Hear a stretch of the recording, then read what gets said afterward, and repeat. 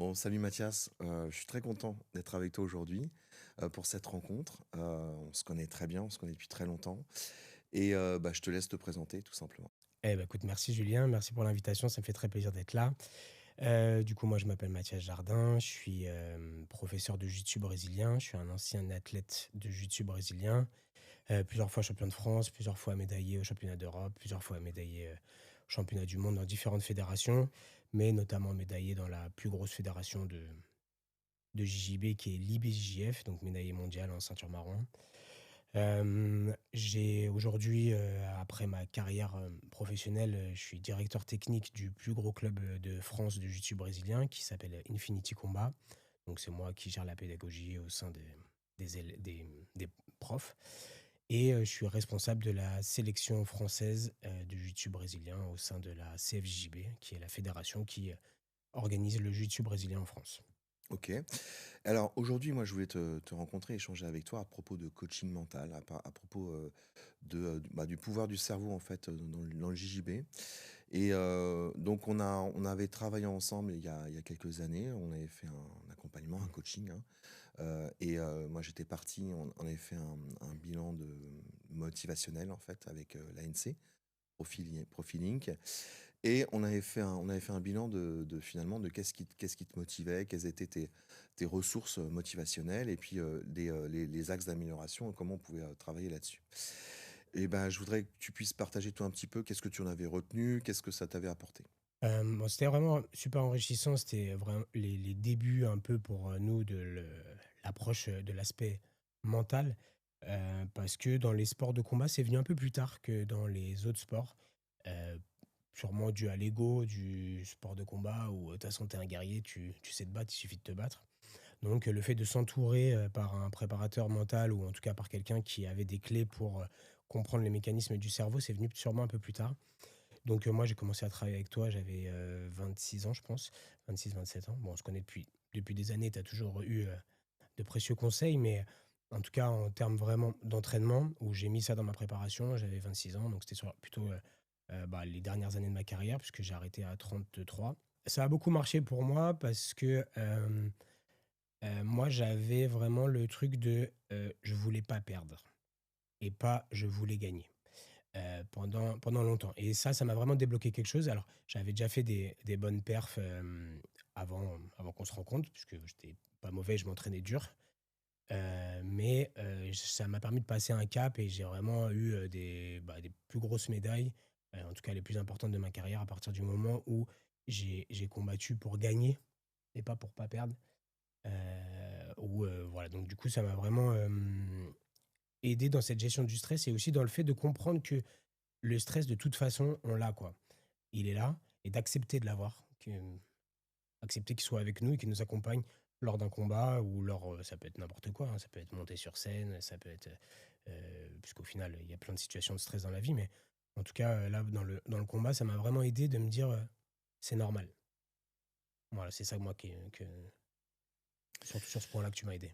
Alors, c'est hyper intéressant. Il y a deux aspects là en fait, dans le coaching en fait, qu'on analyse. Il y a ce que c'est qu'un surinvestissement émotionnel et la gestion du stress. Et alors, les deux sont aussi liés parce qu'un surinvestissement émotionnel, ça peut aussi provoquer Du stress, énormément de stress.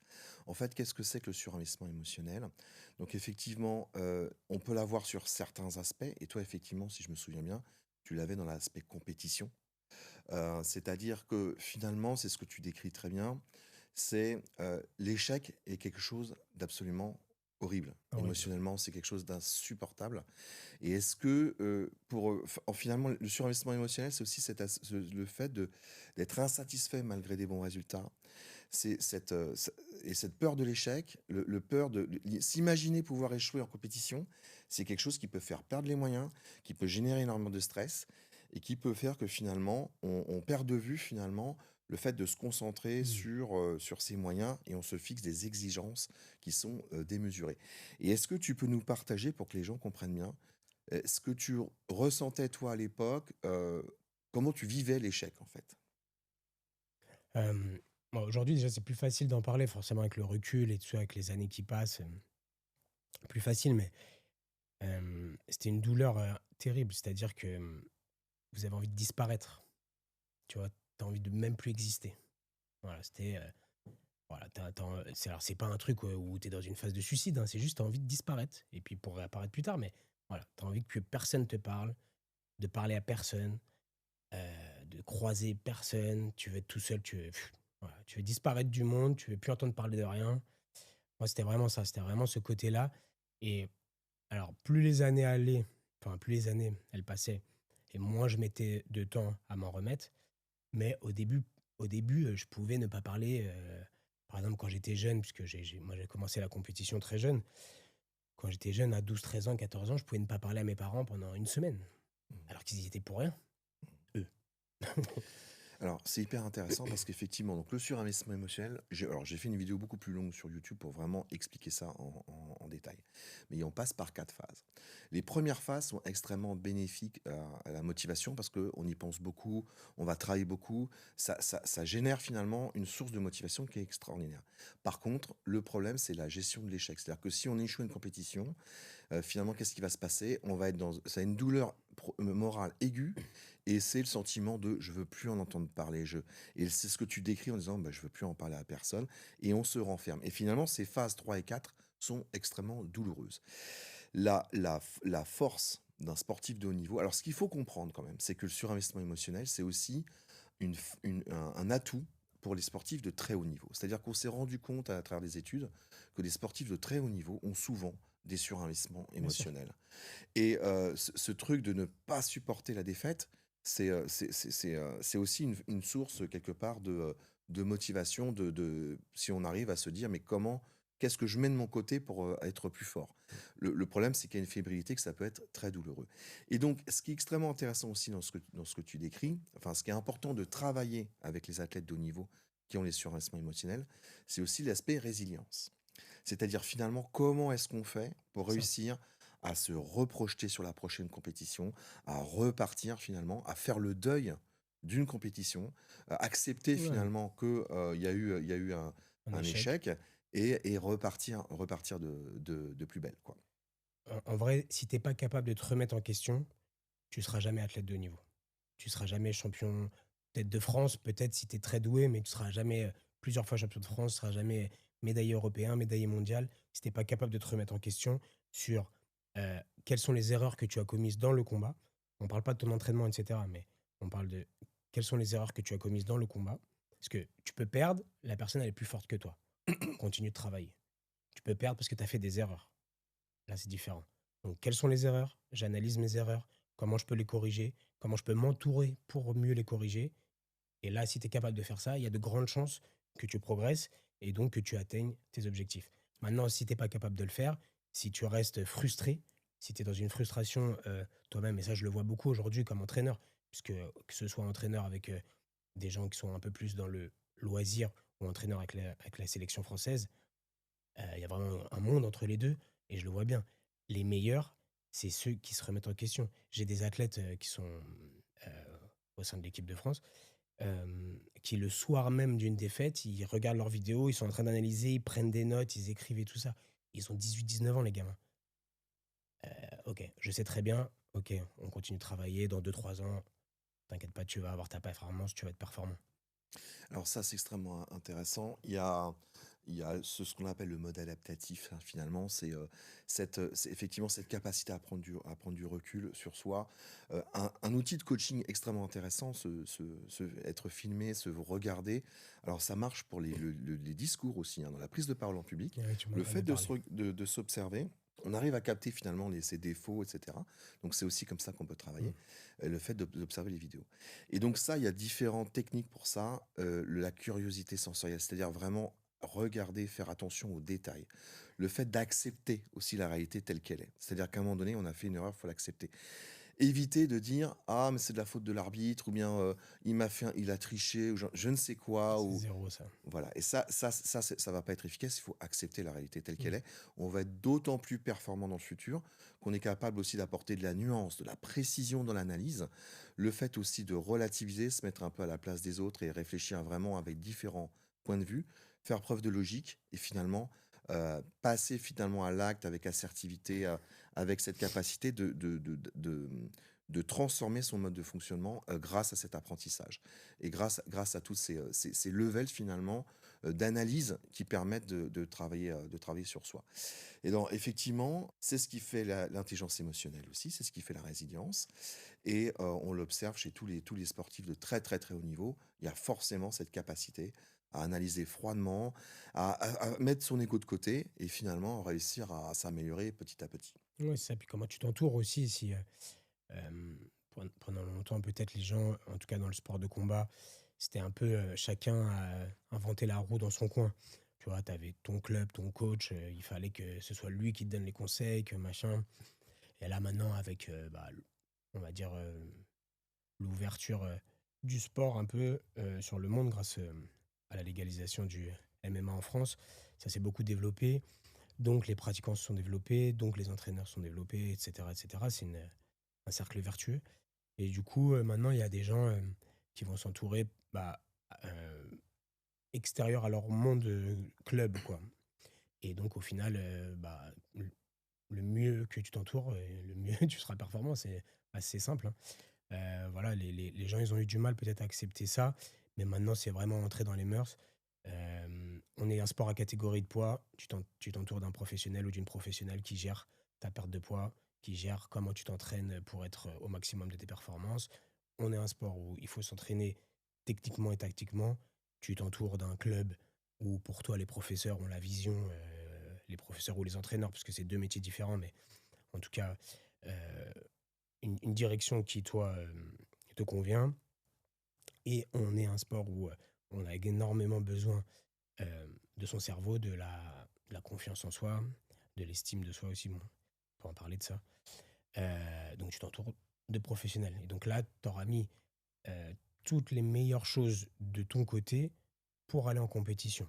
Tu as mis tout ce que tu peux gérer. Puisque le reste, la compétition, il y a évidemment une part d'inconnu. On ne peut pas tout maîtriser dans l'environnement de la compétition. Par contre, tu peux tout maîtriser dans la préparation à ta compétition. Ton sommeil, ton alimentation, ta préparation mentale, ta préparation physique. Ça, je n'en ai pas parlé, mais voilà, c'est pareil, il faut s'entraîner physiquement, donc tu prends un préparateur physique et ta préparation technique. Là, tu as les cinq piliers pour arriver dans de bonnes conditions. Après, le reste, c'est la compétition, c'est pour ça qu'on aime ça. Et c'est intéressant parce que c'est vraiment comme ça je me rappelle qu'on avait travaillé sur le Exactement. surinvestissement émotionnel. Il y a un exercice qui s'appelle la pyramide des exigences. En fait, qu'est-ce qui se passe? C'est que quand on est piégé un peu dans le surinvestissement émotionnel, on se met des objectifs extrêmement importants. On a des exigences sur soi-même qui peuvent être très Mm. importantes et souvent orientées résultat. C'est-à-dire que je veux gagner la compétition. Finalement, on se rend compte que on perd de vue tous les moyens qu'on a à sa disposition et cet écart qui est énorme entre le peu de moyens qu'on voit parce qu'on est un peu bloqué par le surinvestissement émotionnel et cette obsession pour la réussite et les résultats Mm. fait qu'on ça génère énormément de stress. Ouais. Et dans l'accompagnement en coaching, ce qu'on va travailler, c'est faire preuve d'ouverture, de réflexion sur quels sont tous les moyens à ta disposition. Et c'est extraordinaire parce que là, tu viens vraiment de citer tous ces axes finalement qu'on peut travailler dans le JJB. Et finalement, des questions qu'on va poser, c'est alors, est-ce que tu connais quelqu'un qui pourrait t'aider? Est-ce que tu pourrais le contacter? Qui d'autre? Qui est-ce qui pourrait t'aider? Est-ce Mm. qu'il n'y a pas des gens en dehors même Bien du sûr. monde, de ton monde qui pourraient t'aider? Mm. Est-ce que tu peux pas les contacter? Comment on fait concrètement? Et finalement, on demande à l'individu de lister tout ce qu'il pourrait faire et qui pourrait aller dans son sens pour lui donner plus de moyens. Une fois qu'il a fini, c'est là où il faut lui poser la question, et quoi d'autre? Si tu avais une baguette magique, comment tu ferais? Parce que là, on va travailler sur l'adaptatif, c'est-à-dire qu'on va lui faire sortir de ses automatismes. On va le faire sortir de ses croyances et des premières idées qu'on a en tête. C'est toujours des choses qui sont déjà ancrées dans notre culture, dans nos croyances, Mm. dans nos automatismes. Et on va les creuser plus loin. On va lui demander d'aller chercher encore plus loin. Et là, on développe une capacité, une résilience à gérer le stress. Au-delà de ça, on va travailler ensuite sur la partie exigence. Comme ces exigences sont trop larges, trop fortes, trop hautes, on va lui demander simplement de se concentrer sur ce sur quoi il a la main. Et ça, c'est extrêmement intéressant. On va pas lui demander finalement de gagner la compétition. On va dire, qu'est-ce que tu peux faire toi? Sur quoi tu as la main? Qu'est-ce que tu peux faire même le jour J pour te donner un maximum de chance? Et est-ce que tu peux nous donner des exemples, toi, comment tu fais cette distinction entre les choses sur lesquelles on a les moyens d'agir et les choses finalement qui sont indépendantes de notre volonté et de nos choix. Bon, je voulais juste rebondir sur un truc avant, sur le fait que, hem, pour moi, en tout cas, ça avait été important que, toi, tu sois pas dans le jujitsu. C'est-à-dire que, ce qui m'intéressait, c'est que toi, tu avais vraiment une approche, analytique, en fait, du truc. C'est-à-dire que le cerveau, il marche comme ça, je t'explique comment ça marche, je t'explique que tu peux faire. Pas tu me parlais pas de telle compète parce que tu la connais ou, de telle exigence, parce que tu sais que pour arriver là, il a fallu que je passe par ci, par ça. Toi, non, ça, tu savais pas. Ce que tu savais, c'est je venais te voir, je te disais: «J'ai telle compète, c'est tel objectif pour moi» et on travaillait dessus. Pour moi, ça avait été plus simple. Peut-être que pour d'autres personnes, ce serait plus facile d'avoir un expert du sport ou quelqu'un qui, en tout cas, le pratique et qui le comprend. Moi, ça avait été très très simple parce que j'avais vraiment, en tout cas, pour moi, compris que, c'était ma tête, mon ennemi, on va dire, entre guillemets. Bon, c'était pas mon ennemi, mais je veux dire, c'était l'histoire que je me racontais et que j'acceptais d'écouter le jour J qui me posait problème. Donc ça n'avait rien à voir avec quelqu'un qui était expert du jiu-jitsu ou pas. C'est intéressant ça, parce que c'est vrai que dans une approche de coaching aussi, c'est particulièrement performant de pas apporter des solutions, mais de poser des questions et de laisser l'autre trouver ses Trouver la solutions. solution, ouais. Tu plus expert que moi, évidemment. Enfin, JB, moi, j'y connais pas grand-chose. Je suis juste ceinture bleue, moi, en judo. Je pense que ça n'a rien à voir. Mais si tu veux, dans le coaching d'entreprise, c'est un peu la même chose. Dans le coaching pro, c'est un peu la même chose Mmh, aussi. On vient pas apporter des solutions. mmh. On pose des questions parce qu'on a détecté, avec de l'analyse, effectivement, des angles sur lesquels ça serait intéressant d'aller creuser. On a des techniques pour ça, mais finalement, chacun trouve ses propres solutions. Et Ouais. je te laisse continuer. Et du coup, bah, par rapport, à la compétition, comment, ce que j'expliquais là tout à l'heure, qu'on peut arriver le jour de la compétition, en étant, persuadé, en tout cas en ayant mis toutes les choses de son côté, toutes les choses qui nous rassurent, parce qu'en vrai, c'est des choses qui te rassurent. Il y a des gens, ils ont besoin de beaucoup s'entraîner pour être rassurés le jour de la compète. Il y a des gens qui n'ont pas besoin d'être beaucoup entraînés pour être rassurés le jour de la compète. Il y a des gens qui sont plus en mode, automatique, qui ont plus de feeling. Il y a des gens qui vraiment même la veille de la compète, ils s'entraînent, voilà, le matin, tu vois? Tu des grands champions qui, par exemple, vont dans la salle la veille, repérer, la salle, les lieux, les toilettes, comme ça, si jamais ils doivent aller aux toilettes, ils savent où c'est, tac, tac. Ils ont toujours deux trois kimonos d'avance, comme ça, s'il y en a un qui craque pas, tac, tac. T'en as, non. T'en as freestyle complet, ils viennent, ils sont à l'aise. Chacun son truc. En tout cas, ce qu'il faut faire, c'est être capable d'analyser ce qui, toi, te met en situation de stress. Ah, si je craque mon kimono, comment je fais? Est-ce que ça me stresse? Il faut vite que j'aille en prendre un autre, je sais pas où, il faut que j'aille à telle boutique, ou alors il faut qu'on m'en passe un, ou alors j'en ai un autre dans mon sac, il est où mon sac? Bon, voilà. Si toi, ça te stresse pas, bah voilà, t'as pas besoin de le faire. Je pense que c'est vraiment ça, savoir être capable de prendre un peu du recul, même jeune, parce qu'en vrai, plus tu le fais jeune, mieux c'est. Un des points vraiment que j'ai pu voir dans ma carrière, c'est que les champions, les grands champions, sont matures, sont plus matures que les autres. Au même âge, ils ont une capacité d'analyse et ils sont souvent beaucoup plus matures dans leur façon de voir la compétition que les autres. Donc voilà, si tu es capable de faire ça, de te créer peut-être une liste et de voir ça, tu vas éviter des situations de stress inutiles, déjà pour commencer. Maintenant, après, pendant un combat, c'est là que c'est dur. C'est là que c'est dur parce que finalement, le jiu-jitsu, c'est quoi? C'est ta capacité à voir des opportunités dans des situations et à répondre à ces opportunités de la meilleure façon qui soit, selon tes connaissances. Peut-être que moi, dans une situation, je vais voir 2 opportunités, je vais en choisir une, ce sera peut-être pas la bonne. Un grand champion meilleur que moi, il en voit peut-être 4, il va en prendre une, ce sera la bonne. Donc c'est ça. Donc forcément, il faut aller au plus vite pour, répondre à l'opportunité qui se crée, parce qu'elle se crée, c'est une demi-seconde et ton cerveau, il a pas le temps d'analyser. C'est automatique. Pourquoi c'est automatique? Parce que tu t'es beaucoup entraîné, donc tu as la réponse instinctive à la situation. Du coup, ça, tu peux pas vraiment gérer. Le jour J, tu peux pas gérer. Par contre, tu pourras voir après: «Ah, j'aurais pu faire ça là» et là, c'est là que tu dis: «OK, il faut travailler». Genre, c'est là, j'avais des opportunités. Quand je me mets dans telle position, il y a souvent un trou qui se crée là. Il faut que je commence à m'engouffrer. Bon, voilà, et ainsi de suite. C'est hyper intéressant parce qu'effectivement, je parle souvent de mode adaptatif et c'est vrai que c'est quelque chose de très utile. Mais quand on est dans l'action, c'est l'automatisme qui est le plus rapide, qui est le plus efficace, c'est le réflexe. Mmh. Et ça veut dire, et ça, c'est ce qui se travaille à l'entraînement. C'est ça. Et effectivement, c'est plutôt comment, en m'observant a posteriori, une fois que c'est fini, je peux avoir ce moment de rétrospective pour regarder ce qui s'est passé, voir comment je peux m'améliorer, pour pouvoir faire un plan finalement d'entraînement C'est qui va ça. me permettre d'être plus fort sur mes points forts ou de pouvoir Mmh. utiliser telle ou telle opportunité de manière à pouvoir le mettre en pratique le jour J comme un automatisme. C'est ça. Un truc que je dis souvent et qui est devenu un peu ma phrase, tout le monde sait que c'est ma phrase, je dis: «Le tatami ne ment pas» et je dis ça dans le sens, oui, bah, si tu t'entraînes beaucoup sur le tatami, tu t'entraînes sérieusement, de façon intelligente, dure, et tout ça, tu vas finir par être performant. En fait, ce que je veux dire par là, un peu plus loin, bon, la plupart des gens peut-être ils voient pas plus loin, mais je veux dire quand je dis: «Le tatami ne ment pas», c'est parce que le combat, c'est de l'instinct. Ça reste de l'instinct. Le combat, c'est de l'instinct, que ce soit en boxe, soit en MMA et cetera. Bien sûr, tu as des combinaisons travaillées, tu as des techniques travaillées, tu as des choses et tu imposes la personne, à subir tes techniques.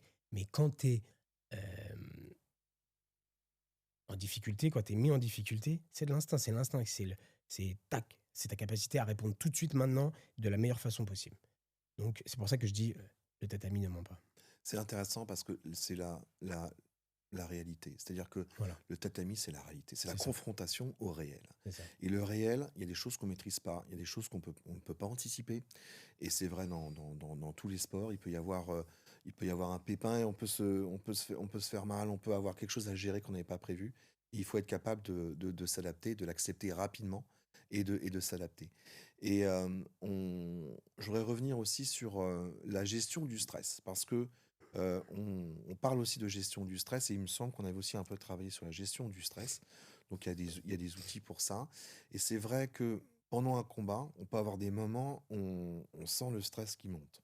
Alors, ce qui est intéressant, en ANC, ce qu'on appelle stress, c'est ce que plus communément, ça va se représenter soit par de l'agitation, c'est-à-dire on commence un petit peu à paniquer, ou alors ça peut être de la colère carrément, hein. Le stress en ANC, ça peut être de la colère ou de la tristesse. Bon. Et quand on commence en fait finalement à rentrer en zone de stress, on va perdre certaines capacités, on va perdre certaines possibilités, on va être un petit peu bloqué. Par exemple, si on est en colère, on va peut-être vouloir agir trop vite, on va peut-être donner finalement à l'autre une opportunité. Et donc, c'est des choses sur lesquelles il faut faire un petit peu attention. Et est-ce que tu peux nous parler, toi, de situations de stress alors, avant une compétition, je pense que tout le monde peut vraiment se mettre à la place d'un compétiteur. Ça ne doit pas être évident. Bon, il faut y aller, quoi, sur le tatami. Est-ce que tu as des situations de stress comme ça qui sont courantes en Ouais, bien jiu-jitsu sûr. aussi? Bien sûr, on peut le voir, j'ai plein d'exemples à te donner, que ce soit personnel ou en tant qu'entraîneur. Hem, En fait, vraiment, pour moi, en tout cas, hem, ton cerveau, le jour d'une compétition, je le vois vraiment bien. Enfin, c'est vraiment avec l'expérience, ça fait plus de 35 ans que je suis sur un tatami. Avec l'expérience, je le vois, déjà, juste quand je dis bonjour à l'athlète. Je sais si aujourd'hui il se sent bien, ou s'il se sent pas bien. Juste, comme ça. Par exemple, j'ai des exemples très, très flagrants où, la compétition elle est en 2 jours, où la veille, j'ai un athlète qui a des combats relativement faciles, où il sait qu'il va dominer, et quand je lui dis bonjour, je sens tout de suite qu'il a une aura, que machin, il gagne effectivement ses combats. Le lendemain, c'est encore à lui de combattre, l'étau se resserre, le tableau il diminue, il prend une tête de série. Juste, on lui serre à la main, je vois qu'il s'est raconté une histoire dans sa tête et qu'il a écouté cette histoire-là. Donc ça, c'est déjà la première situation de stress que tu peux voir où finalement, tu vas pas te rendre, mais tu es déjà dans l'acceptation d'une défaite. Ou en tout cas, que ça va être dur. Et d'autres situations, c'est des gens qui sont très dominants dans les combats. Et à chaque fois qu'il y a dans le combat une phase où eux sont dominés, ils perdent le combat. Ça, c'est des choses que j'ai pu voir plein, plein, plein de fois. C'est-à-dire que c'est des gens, s'ils gagnent, ils dominent. S'ils gagnent, ils dominent. Si le combat il est dur, si c'est très très serré et que ils ont toujours l'ascendant, ils gagnent. Mais si c'est serré et qu'ils se retrouvent dans une phase où ils n'ont plus l'ascendant, où c'est eux qui sont dominés, ils perdent. Donc là, c'est vraiment le côté où, bah oui, je pense que tu es dans l'acceptation de la défaite, tu as un stress qui se crée. Ah bah je vais perdre, ah je vais perdre, ah je vais perdre. Bah oui, tu perds. Pas le choix. C'est comme ah, j'ai peur de gagner, j'ai peur de gagner, j'ai peur de gagner. Bah tu perds. Il y a aussi les étranglements aussi. Le truc d'avoir mal, parce que en vrai, pour nous, se faire étrangler, se prendre des clés de bras, des clés de jambes, et cetera, c'est un truc qu'on fait depuis toute notre vie. Donc c'est-à-dire que en fait, on a l'habitude de se faire étrangler. Voilà. C'est quelque chose que j'ai pu remarquer avec, tu sais, des amis, tu es en soirée ou quoi, ils te demandent: «Ah, fais voir un étranglement». Tu les as à peine touchés, mais vraiment tu es à 10 de ce que tu fais et ils sont en panique. En fait, toi, pour toi, c'est normal, OK? C'est lundi pour toi, OK? C'est un jour de plus où tu te fais étrangler. Donc en compétition, le truc, c'est pas la situation de stress de se faire étrangler ou d'être pris en clé de bras ou quoi, c'est la situation de tu es à 2 doigts de perdre. C'est là, soit tu te rends et c'est fini, tu as perdu, puisque le fait de taper en jiu-jitsu brésilien, c'est comme le KO, à la boxe ou le ippon, au judo. Donc soit tu te rends, soit tu es capable de trouver les ressources techniques et la force physique pour sortir de cette situation où tu es, au fond du fond du fond et remonter la pente. Parce que quand tu sors d'une finalisation, il y a un phénomène génial qui se passe, c'est que tu reprends l'ascendant. Parce que celui qui était en train de dominer, il était à 2 doigts de finir le combat et non, tu es sorti. Et si derrière tu es capable, ça c'est encore très peu qui sont capables de le faire, tu es capable d'accélérer au moment où tu sors d'une finalisation, là on voit l'étoffe de celui qui vient de perdre la finalisation. Soit il répond tout de suite, et là ça va être dur, soit tout. Et quand tu as capté ça et que tu es capable de jouer avec les forces mentales, c'est presque drôle parce que tu le vois, quoi. Tu le sens. Tu le sens dans les yeux des gens et tout. Voilà, tu peux en jouer après. Alors moi, ça me fait penser au foot quand tu arrêtes un penalty ou C'est ça. comment derrière ça redonne, ça rebooste l'équipe et on voit cette lutte mentale, avoir l'ascendant, etc. C'est une partie d'échec, c'est extraordinaire. Moi, ce que je trouve intéressant à expliquer aussi aux gens, c'est que cette capacité à gérer son stress, cette capacité finalement à rester calme, à rester serein dans des situations où on est proche de perdre, et rester suffisamment alerte pour détecter les opportunités ou réagir, et ça, c'est quelque chose qui se travaille aussi. C'est clair. Ça, c'est quelque chose qui se travaille et il y a des techniques pour ça. Il y a alors la méditation, le yoga, le fait de se concentrer sur son corps, etc. Il y a des techniques en fait qui permettent de gérer Mm. son stress et de réussir finalement à avoir un maximum finalement de capacité à utiliser toutes ces connexions cérébrales et toutes ces possibilités dans des moments difficiles Mm. ou d'autres quand on est submergé par le stress, finalement, on n'arrive plus à voir la sortie. Et c'est cette panique, si tu veux, le stress, ça met aussi un petit peu des œillères. Et finalement, le stress, c'est un comportement animal très basique où on a des réflexes pour sortir d'un danger qui sont stéréotypés. Et on perd cette capacité à se dire, attends, est-ce que j'ai pas une opportunité là? Est-ce qu'il n'y a pas un détail, quelque chose à faire? Ou est-ce que je vais pas me ressaisir, aller puiser encore plus loin pour reprendre le Mm. dessus? Est-ce que toi, dans ton entraînement, t'as mis en place des routines par rapport à la gestion du stress?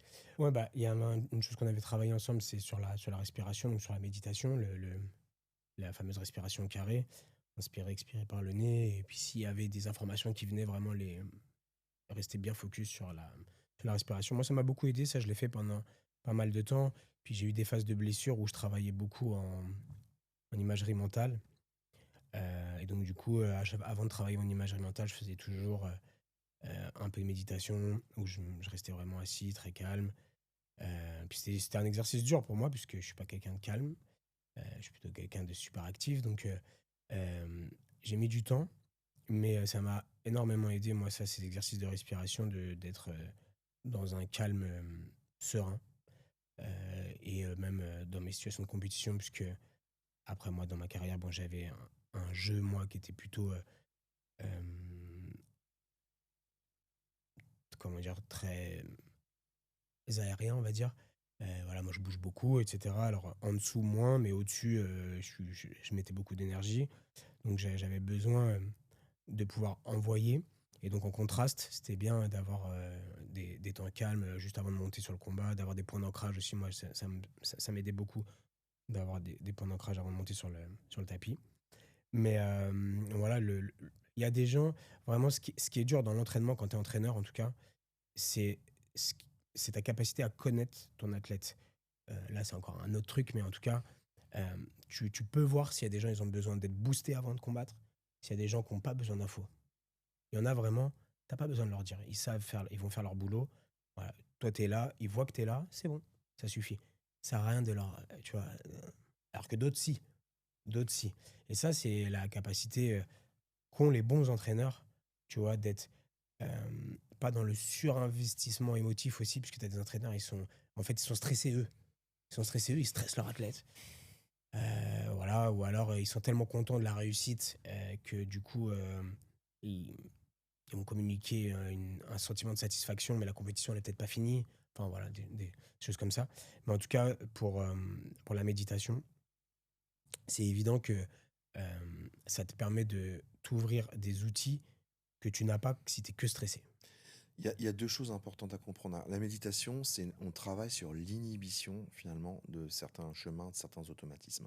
Cette capacité d'inhibition, c'est sa capacité à gérer ses pulsions, c'est ce qui fait l'intelligence émotionnelle et c'est ce qui va ouvrir d'autres perspectives et calmer et amener de la sérénité. Je crois qu'il n'y a rien de plus vraiment impressionnant qu'un athlète qui est serein en face de soi. Exactement. Et pour revenir sur sur ce que tu viens de dire, je trouve très intéressant comment on motive les gens. En fait, chacun a son profil motivationnel. Et bah, par exemple, il y en a ce qu'on appelle le compétiteur. Et donc, le compétiteur, il adore les défis. Le compétiteur, tu lui dis je vais t'écraser, ça va le booster Booster. à fond.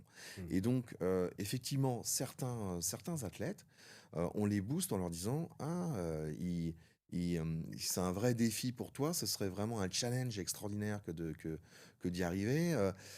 Ou alors, lui, il a dit quelque chose sur toi. Et donc, ce côté revanchard, ce côté. Ça peut très bien Mm. fonctionner avec certains. D'autres, c'est pas du tout ça qui va les Ouais, ça motiver. marche pas du Au tout. contraire, il y en a que ça peut Ça complètement peut éteindre. bloquer, ouais, ça peut leur faire peur. Et ça, c'est effectivement, c'est le Mm. talent des grands coachs aussi de savoir s'adapter aux athlètes en les connaissant bien, que l'athlète se connaisse aussi lui-même, connais-toi toi-même, hein, on revient toujours finalement aux mêmes choses, quelles que soient les disciplines, que ce soit au travail ou dans le sport de haut niveau ou bien dans la vie, hein. Et finalement, c'est accepter qui on est, faire avec ses forces. Et voilà, donc c'est super intéressant ce que tu viens de nous partager là. Je- on retrouve finalement cette logique d'adapter l'entraînement, d'adapter le coaching à l'individu. Ouais, c'est ça. C'est intéressant parce que quand tu es entraîneur, alors je trouve que le fait d'avoir eu une carrière m'aide, évidemment, mais je dirais pas que c'est un truc indispensable. Par contre, je pense un truc indispensable, c'est de comprendre comment tes athlètes ils fonctionnent et donc forcément bah, l'aspect mental, même si c'est pas toi qui va être l'expert en préparation mentale, mais l'aspect mental le jour J, quoi, le jour de la compétition et pendant les combats, il est quand même super important.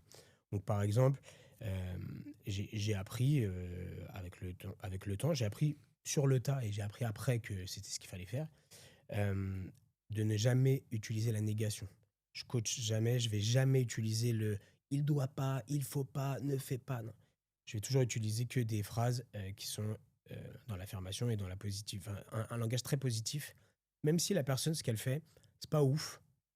Excellent, très bon travail, continue, fais-toi confiance, ça va passer. S'il y a des schémas tactiques à donner, je vais les donner, mais la plupart du temps, un bon coaching, en tout cas, de ce que je pense. Des fois, effectivement, il y a un moment tactique qu'il faut donner. Des fois, il y a un moment technique qu'il faut donner, une ouverture que peut-être il n'aurait pas vue. Sinon, c'est du langage positif. Euh, voilà, aider la personne à rester dans un mindset positif, justement. On revient sur ce qu'on disait tout à l'heure. La situation de stress arrive. La personne, est-ce qu'elle va écouter la situation de stress ou est-ce qu'elle va répondre? Toi, tu es là, comme en tant qu'entraîneur, à euh, positiver. T'inquiète pas, champion. Alors, non, justement, pas t'inquiète pas. Voilà. Continue, champion. Tu vas réussir. Tu vas gagner. Ça va passer. Reste dans ce schéma. Excellent travail. Blablabla. Bla, bla, bla. Alors ça, c'est extrêmement intéressant aussi. C'est ce qu'on appelle en ANC les motivations secondaires mauvaises cases. Alors, ça, c'est le terme technique, mais en fait, Joint de le, culasse. voilà. Et en fait, si tu veux, c'est vraiment, alors c'est très simple à comprendre, c'est quand on entend il ne faut pas, Voilà. tu ne dois pas. Tu comprends tout Euh, l'inverse. et ça nous vient finalement, c'est un peu une punition Mais tu me- par rapport, Merci, désolé. et ça, c'est un peu une punition par rapport à un comportement. Donc, euh, c'est très différent de il faut, euh, Ouais. il faut que je sais pas, par exemple, il faut ranger ta chambre. Mmh.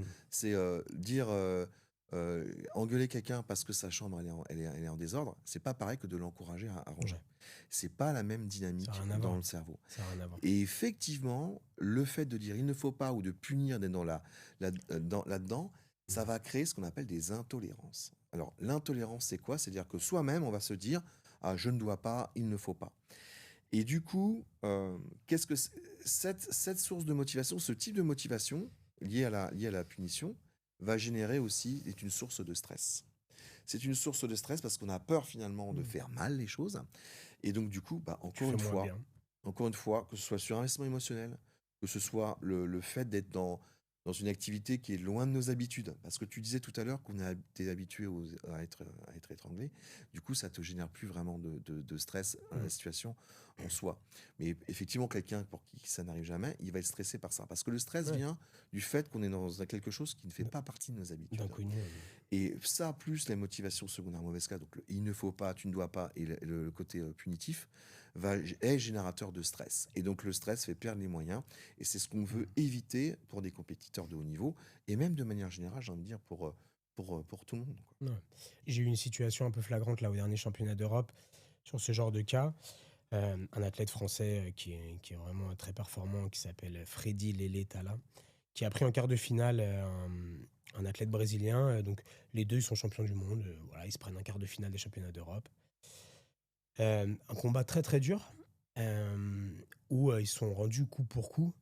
Et en fait, j'avais rien à lui dire moi, à Freddy, puisque ce qu'il faisait, c'était bien. La seule chose que j'avais à lui dire, c'est: «Continue ton travail, tu vas gagner. Continue, tu vas gagner, tu vas réussir, tu vas être champion, c'est toi le champion ici. Voilà. Personne n'est meilleur que toi. Tu vas gagner. Continue, continue, continue.» Et il a gagné. C'est pas grâce à moi, hein, parce que lui, il bosse. Mais je veux dire, c'est ce qu'il avait besoin d'entendre. Il avait pas besoin d'entendre, «Mets ta jambe là, fais ci, fais ça» et cetera. Il avait juste besoin d'avoir confiance en lui. Ce qu'il faisait, c'était bien. J'avais rien à lui dire. «Ce que tu fais, c'est bien, continue. Continue, tu vas gagner.» Il a gagné le combat. Il y a aussi l'état de flow, en fait, qui a été un peu Voilà, ça, analysé. c'est rare, mais c'est C'est top. c'est rare, mais effectivement, le fait d'être dans le moment présent, d'être complètement ici et maintenant, d'être focus, de faire ce qu'on aime, d'être préparé pour ça et de retrouver finalement ce plaisir aussi de combattre, parce que c'est à ce moment-là C'est aussi, ça. finalement, on arrive à des niveaux de performance, de réactivité Mmh. et de gestion du stress qui peuvent être impressionnantes. Il y a aussi un point que tu soulevais tout à l'heure sur la différence entre estime de soi et confiance en soi.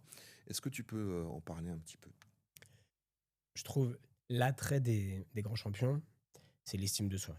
L'estime de soi, c'est tes valeurs intrinsèques. Qu'est-ce que tu penses de toi-même? Comment tu te vois toi-même? Heu, c'est important, si tu veux être champion, il faut que tu te vois comme un champion. Si toi-même tu te vois pas comme un champion, tu le seras pas. Donc déjà, ça commence par ça. Après la confiance en soi, c'est qu'est-ce que tu as mis en place pour avoir confiance? Est-ce que tu t'es bien entraîné? Ça revient sur les points qu'on a dit tout à l'heure. Du coup, généralement, les champions, ils ont une très grande estime de soi. D'ailleurs, il y a une étude qui est assez intéressante, sur ça, ils prennent, plein de sports en compte, vraiment beaucoup, et dans le classement des 10 meilleurs mondiaux, il y a beaucoup de gens qui sont, dans le partage, qui sont empathiques, qui sont, vraiment dans le voilà, qui vont aider les autres à réussir, qui évidemment ont de l'ego pour eux, mais qui sont, vraiment gentils. Par contre, dans le top 3 mondial, il y a que des enculés. Quand je dis ça, c'est-à-dire, il y a que des gens qui, s'ils doivent te couler pour réussir, eux, ils vont le faire. S'ils doivent t'écraser pour réussir, ils vont le faire. S'ils doivent te maintenir la tête sous l'eau pour réussir, ils vont le faire. C'est des gens qui vont se mettre forcément, forcément, eux en priorité, et ensuite les autres. On peut le voir dans le reportage de Michael Jordan, qui est super, hein, The Last Dance, en termes de motivation, il est super. En termes de comment lui il se voit, mais on voit bien que c'est lui avant les autres. C'est pas l'équipe, c'est lui avant les autres. Voilà.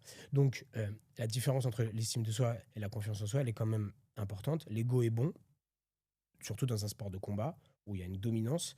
L'ego est bon, mais il faut être capable aussi de se remettre en question forcément, et de voir la limite entre trop d'estime et la surconfiance. Parce que des fois, tu es là, tu te dis: «Ah, c'est moi le champion, c'est moi le meilleur», et puis tu manges une clé de bras en 10 secondes.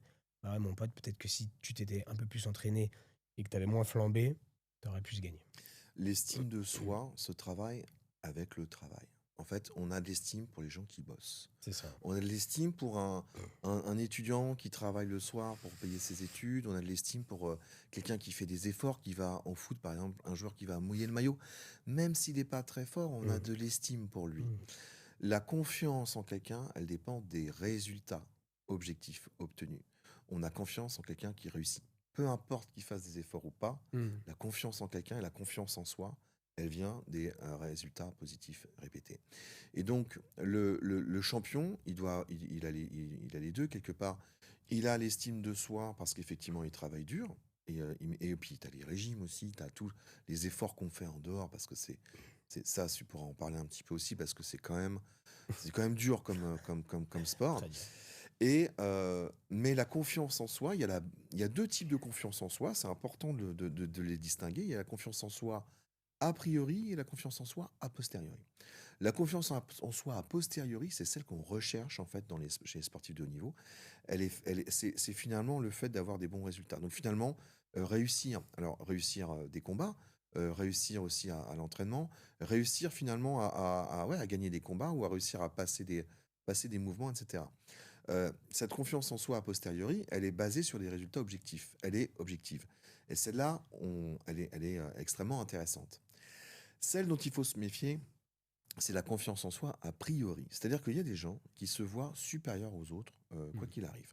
Alors, ce n'est pas, on peut avoir les deux. On peut avoir confiance en soi a priori et a posteriori. C'est-à-dire, Michael Jordan, par exemple, tu le cites. Alors déjà, c'est un compétiteur. Mmh. Donc lui, Dans tout. défi, tu me lances un défi, Voilà. moi, je vais, Il adore, je vais t'écraser. ouais. Ça va me rebooster. D'ailleurs, il y a des moments où il n'y avait plus de défi en face de lui, il n'y avait personne à son niveau, Il il jouait moins. commençait à s'ennuyer, il Il jouait commençait à moins en bien. avoir marre. Mmh. Il a même fait une pause de 2 ans, alors il a perdu son père à ce moment-là, mais je pense que c'était lié aussi à un moment donné de ce sentiment de il n'y a personne en Mmh. face qui est à ma hauteur. Mmh. Il a même inventé à un moment donné une embrouille avec Reggie Miller, si je me souviens bien, pour pouvoir finalement avoir Mmh. une Un adversité en challenge, face, un un challenge. challenge, Mmh. et pouvoir dire bah, Ouais. je vais t'écraser, Mmh. je vais y arriver. Mmh. Donc une forte confiance en lui, grosse dominance effectivement chez Jordan. Ce côté un petit peu aussi manque d'empathie, etc. Enfin, ce côté un petit peu je suis supérieur aux autres, voilà. Mais aussi un tel talent, une telle réussite, un tel travail aussi, et une telle capacité à gagner des matchs, à marquer des points, Mmh. qu'effectivement, c'était aussi objectif le fait qu'il était C'était dominant. aussi a posteriori, hein. Et donc, il y a un petit peu les deux. Mais ce qui va être vraiment intéressant, enfin, c'est aussi de voir qu'il y a certaines personnes qui ont confiance en eux a priori, qui se voient très forts, qui se sentent supérieurs aux autres, mais qui ne le sont pas forcément Mmh. objectivement. Mmh. Et ça, c'est là où on parle d'ego, c'est là où on parle finalement Mmh. cette arrogance qu'il peut y avoir chez Mmh. certains, qui peut être aussi à double tranchant. Je peux vraiment rebondir sur ça parce que c'est des choses que je vois en tant qu'athlète, bah, que j'ai vu en tant qu'athlète déjà, mais que je vois vraiment en tant que prof et entraîneur. Le dernier cas de figure dont tu parles, euh, ils, ils sont généralement très bons. Tu vois, ceux qui ont confiance en eux, etc. Mais qui finalement ne performent pas tant que ça. Pour eux, c'est les meilleurs tout le temps. Et ces gens-là, ils se remettent jamais en question. Ces gens-là, ils se remettent jamais en question. Et en fait, ils atteignent un plafond. Ils sont très forts. Ils sont souvent beaucoup plus doués que la moyenne. Ils montent beaucoup plus haut, beaucoup plus vite. Mais ils atteignent un plafond. Et le mec qui se remet en question, etc., ça lui prend beaucoup plus de temps, mais il dépasse. Là, Et il dépasse. ce que tu décris, c'est vraiment l'intelligence émotionnelle. Alors, il y a les gens qui ont de la dominance. C'est pas grave d'avoir de la dominance. C'est ce sentiment de se sentir très fort. Par contre, si on n'a pas cette capacité au-dessus à avoir un mode adaptatif qui prend du recul avec ça, qui est capable de se dire, attends, mets-toi un peu à la place des autres, fais preuve d'empathie, prends du recul aussi avec ce sentiment de confiance que tu as en toi, qu'est-ce qui vaut vraiment en fait? Et finalement, voir aussi ses défauts, parce que quand on a de la dominance, on a tendance à avoir des points aveugles, c'est un biais cognitif, hein, du point aveugle, on ne voit pas vraiment ses défauts, on ne voit pas forcément le problème.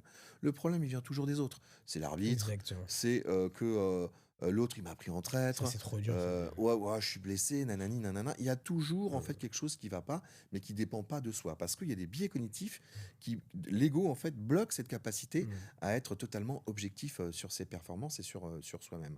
Et le sportif de haut niveau, il a cette intelligence émotionnelle, cette capacité à Tous. prendre du recul. Ceux qui ne le font pas, vraiment, c'est très dur à gérer. en tant qu'entraîneur. Très dur à gérer parce que tu le vois tout de suite, en fait. Ouais, l'arbitre, ouais, si, ouais, mais t'as vu, ouais, mais non, non, non. Ils se trouvent toujours des excuses et tout. C'est insupportable. C'est dur. Et c'est encore plus dur à gérer pour quelqu'un comme moi qui prend beaucoup en compte tous les aspects. Et du coup, en tant qu'entraîneur, des fois, tu as juste envie de lui dire, vas-y, casse-toi. Allez, casse-toi de là, tu m'as Mhm. saoulé. Mhm. Mais bon, évidemment, je le fais pas parce que je suis professionnel, mais j'en ai eu des comme ça. Je vais pas citer de nom parce que il y a un mec en France, un bon con comme ça. Il y en a, ils aimeraient bien que je cite un nom. Hein. Je pense à Willy on the Road, son podcast. T'aimerais bien que je dise qui c'est. Hein. Je dirais pas. Je dirais pas. Ouais. Non, mais l'idée vraiment, c'est intéressant d'analyser ça et de voir ça. Et c'est un phénomène finalement qui est propre au cerveau humain, qui est propre à l'humain et Oui, qu'on bien retrouve sûr. un petit peu partout. Bien sûr. Et alors, la dominance, ce qui est intéressant aussi, moi, il y a un truc qui m'impressionne toujours. Alors, ce truc qui fait souvent le buzz, c'est quand il y a les pesées dans le Ouais. box, Ouais. etc. Il y a toujours ce Le moment face à parfois un face. peu de face à face. Mm. Et il peut y avoir, là on voit aussi la dominance à Mm. l'œuvre. La dominance, elle va chercher à intimider. Mm. Parce que la dominance, en fait, au fond, hein, c'est une peur d'être soumis. C'est une peur d'être inférieur, finalement. Et donc, ça génère des réactions qui vont euh, faire en sorte de vouloir dominer l'autre par l'esbrouf, par en fait l'attitude, de Mm. manière à éviter d'aller au combat. Ouais. Et donc, ce qui est intéressant avec la dominance aussi, il y a un côté un peu pépère, il y a un côté le lion qui se repose tranquillou. Hein. La dominance, il y a ce côté un peu pas faire d'effort. Parce que de toute Mm. façon, je suis tellement, euh, Balèze. tellement balèze que j'ai Mm. pas besoin finalement de me battre. Mm. Et donc, la dominance, parce que aller au combat, c'est prendre le risque de perdre. Bien sûr. Et la dominance, elle a horreur de prendre le risque. Donc tu verras aussi beaucoup quand il y a des clashs et des trucs, des histoires comme ça, des gens qui parlent et parlent et parlent, et finalement il ne se passera jamais rien. Parce que la dominance, elle va toujours trouver aussi une excuse, un moyen, Mm. pour dire l'autre est un lâche et moi je suis très fort, mais finalement on va pas se Ouais. battre. Et on voit aussi ce côté humiliation, ce côté euh, euh, euh, trash talking, ce côté aussi menace, qui sont très propres à la dominance et qui sont pas forcément le signe D'une surconfiance en soi. que tu vas gagner en fait. Ouais. Hein. Parce que celui qui gagne n'a pas forcément besoin d'être arrogant. Celui qui gagne finalement il est plutôt serein en fait. En général, est-ce que toi tu confirmes ça ou Oui, pas? je confirme ça. Alors, bon, on, on peut tout voir dans les sports de combat. On peut voir la personne très humble qui dit jamais rien et qui éclate l'autre. On peut voir la personne qui est grave dans le trash talking, qui humilie en permanence et qui éclate l'autre aussi. Donc, on peut quand même voir. Par contre, ce qu'on voit souvent, c'est comme on revient vraiment sur les mêmes choses, c'est que les gens qui sont calmes et posés, généralement, prennent les meilleures décisions, plutôt que ceux qui sont en situation de stress et d'énervement, voire de haine. Je pense que la haine, c'est pire. Hein. On peut parler du côté obscur de la force, mais c'est vraiment ça. Hein. La colère entraîne à la haine. C'est quoi déjà? C'est un truc comme ça. La colère entraîne à la haine entraîne au côté obscur, et le côté obscur entraîne aux mauvaises décisions. C'est vraiment ça. Les gens qui sont capables de rester calme et posé, généralement, gagne. Donc, dans les face-à-face, ce qui est marrant dans les combats de boxe ou de MMA, c'est un peu le truc, tu sais, le truc animal du chat, tu vois, qui se grossit, tu vois, qui hérisse ses poils. Oh, regarde comment moi je suis énorme et toi aussi et machin. Et t'en as qui sont très calmes, qui juste se regardent dans les yeux. T'en as même, ils baissent les yeux. Hein. Il y a des grands champions qui baissent les yeux. Voilà, moi j'ai pas besoin de ton truc, etc. T'avais Mike Tyson qui décrit lui très bien. Euh, Lui, vraiment, il voulait écraser déjà dans le regard. Il dit, je le regardais, je le lâchais pas des yeux, machin. Au début, je sais qu'il va se battre, il va pas fléchir, mais il va finir par fléchir. Bon, voilà. Lui, il était vraiment dans l'intimidation, dans le truc de faire peur. T'en as qui ne le sont pas. Par contre, ce que je peux confirmer quand même, c'est que euh, généralement, celui qui est le plus calme est celui qui est le plus apte à avoir les meilleures réponses euh, techniques et donc à gagner, à imposer son jeu. Ouais, Voilà. c'est exactement le mode adaptatif. Effectivement, on peut avoir de la dominance et être effectivement bon. Ouais. Et comme on peut ne pas en avoir et pas forcément Mm. être Ouais, bon, finalement, ça n'est pas lié. Et on gagne pas forcément le combat avant, il se gagne vraiment par rapport à factuellement, quoi. c'est clair. Voilà, sur le terrain. Je pense qu'il y a comme dans tout, il y a un juste équilibre, hein, le yin et le yang, etc., entre une humilité trop forcée, qui un peu à outrance, l'humilité à outrance à un moment, finalement, est-ce que l'humilité à outrance, des fois, c'est pas de l'arrogance, tu vois? Tu es tellement humble que tu en es arrogant. C'est un peu pénible. Et l'agressivité à outrance, voilà. Je pense qu'il y a un juste équilibre entre ça à trouver, et notamment dans les sports de combat où on cherche à, à faire mal à l'autre, hein, que ce soit MMA, boxe, etc. Il y a des coups. Nous, c'est un sport de soumission. Ça veut tout dire. Ok, il faut soumettre l'autre. Si tu ne le soumets pas, tu peux gagner par des points, par des positions qui sont avantageuses. Donc dans les sports comme ça, évidemment, toi, tu es là pour arracher la tête de l'autre. T'es pas là pour autre chose. Voilà, quand tu es en compétition, si tu attrapes le bras du mec, tu vois, ton but, c'est de lui briser le bras, et lui, il doit taper avant que tu lui brises. C'est ça. C'est aussi simple que ça. C'est des trucs que des fois, on est arrivé dans ce sport-là où des fois, les gens, ils oublient que c'est un sport de soumission. Et des fois, j'en vois en compétition, ils sont vraiment... Alors, s'il y a une surdominance technique, ils sont très gentle, on va dire, avec la soumission. Et ça, je trouve ça bien. C'est-à-dire que le mec, il sait qu'il est tellement plus fort que l'autre qu'il fait attention à lui. Et des fois, il y en a, c'est vraiment la guerre. Ils sont dans des situations et ils prennent une soumission, genre, hey, on dilettante. L'autre, il sort, quoi. Et tout. Non, en fait, mec, c'est un sport de combat. Faut combattre. Tu dois lui faire tellement mal au bras qu'il est obligé de taper. Voilà. Donc, c'est vraiment des sports durs, hein. C'est des sports durs et qui font mal. Mais en même temps, je pense pas qu'on soit un combattant dans le but de dominer, d'écraser les autres. Je pense qu'on combat contre soi-même.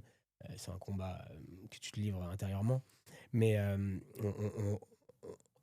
on retrouve quand même ces cas de figure dans les grands champions où au final, euh, même s'ils ont été arrogants avant, ils sont finalement un peu humbles. On a le cas avec Cédric Doumbé qui lui fait du trash talk à outrance, mais qui finalement, quand tu parles avec lui dans sa vie quotidienne, tu te rends bien compte que c'est un mec humble. Voilà. Pareil avec McGregor, hein. McGregor, lui, c'est outrance, outrance, outrance, et au final, ça l'a mené où au fin fond il m'en a fait du barnacle ou je sais pas quoi. Enfin bref, il est parti un peu trop loin. Donc, je pense que le juste équilibre est important comme dans tout, quoi. L'équilibre dont tu parles, en fait, c'est intéressant entre la dominance et la soumission. Donc la soumission, le manque de confiance en soi.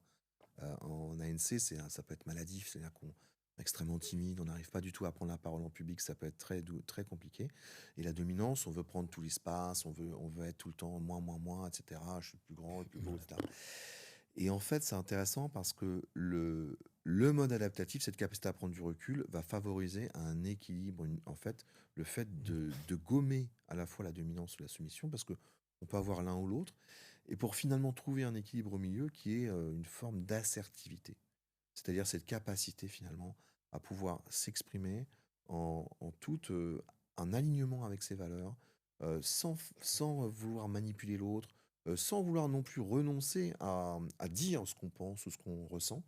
Et cette assertivité, finalement, ce point d'équilibre, c'est un espace mental, c'est un état mental, et qu'on retrouve finalement aussi dans le sport.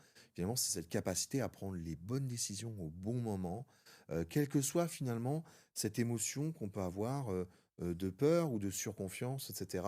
Et réussir à mettre ça un petit peu de côté pour donner la parole, donner de plus de poids à un autre mode de fonctionnement qui est du coup vachement plus efficace. Et ça se travaille et c'est pas évident à trouver, mais il y a des techniques pour ça. C'est quelque chose qu'on peut faire et ça a été vraiment documenté scientifiquement. C'est des choses qu'on sait faire et qu'on peut mettre en place.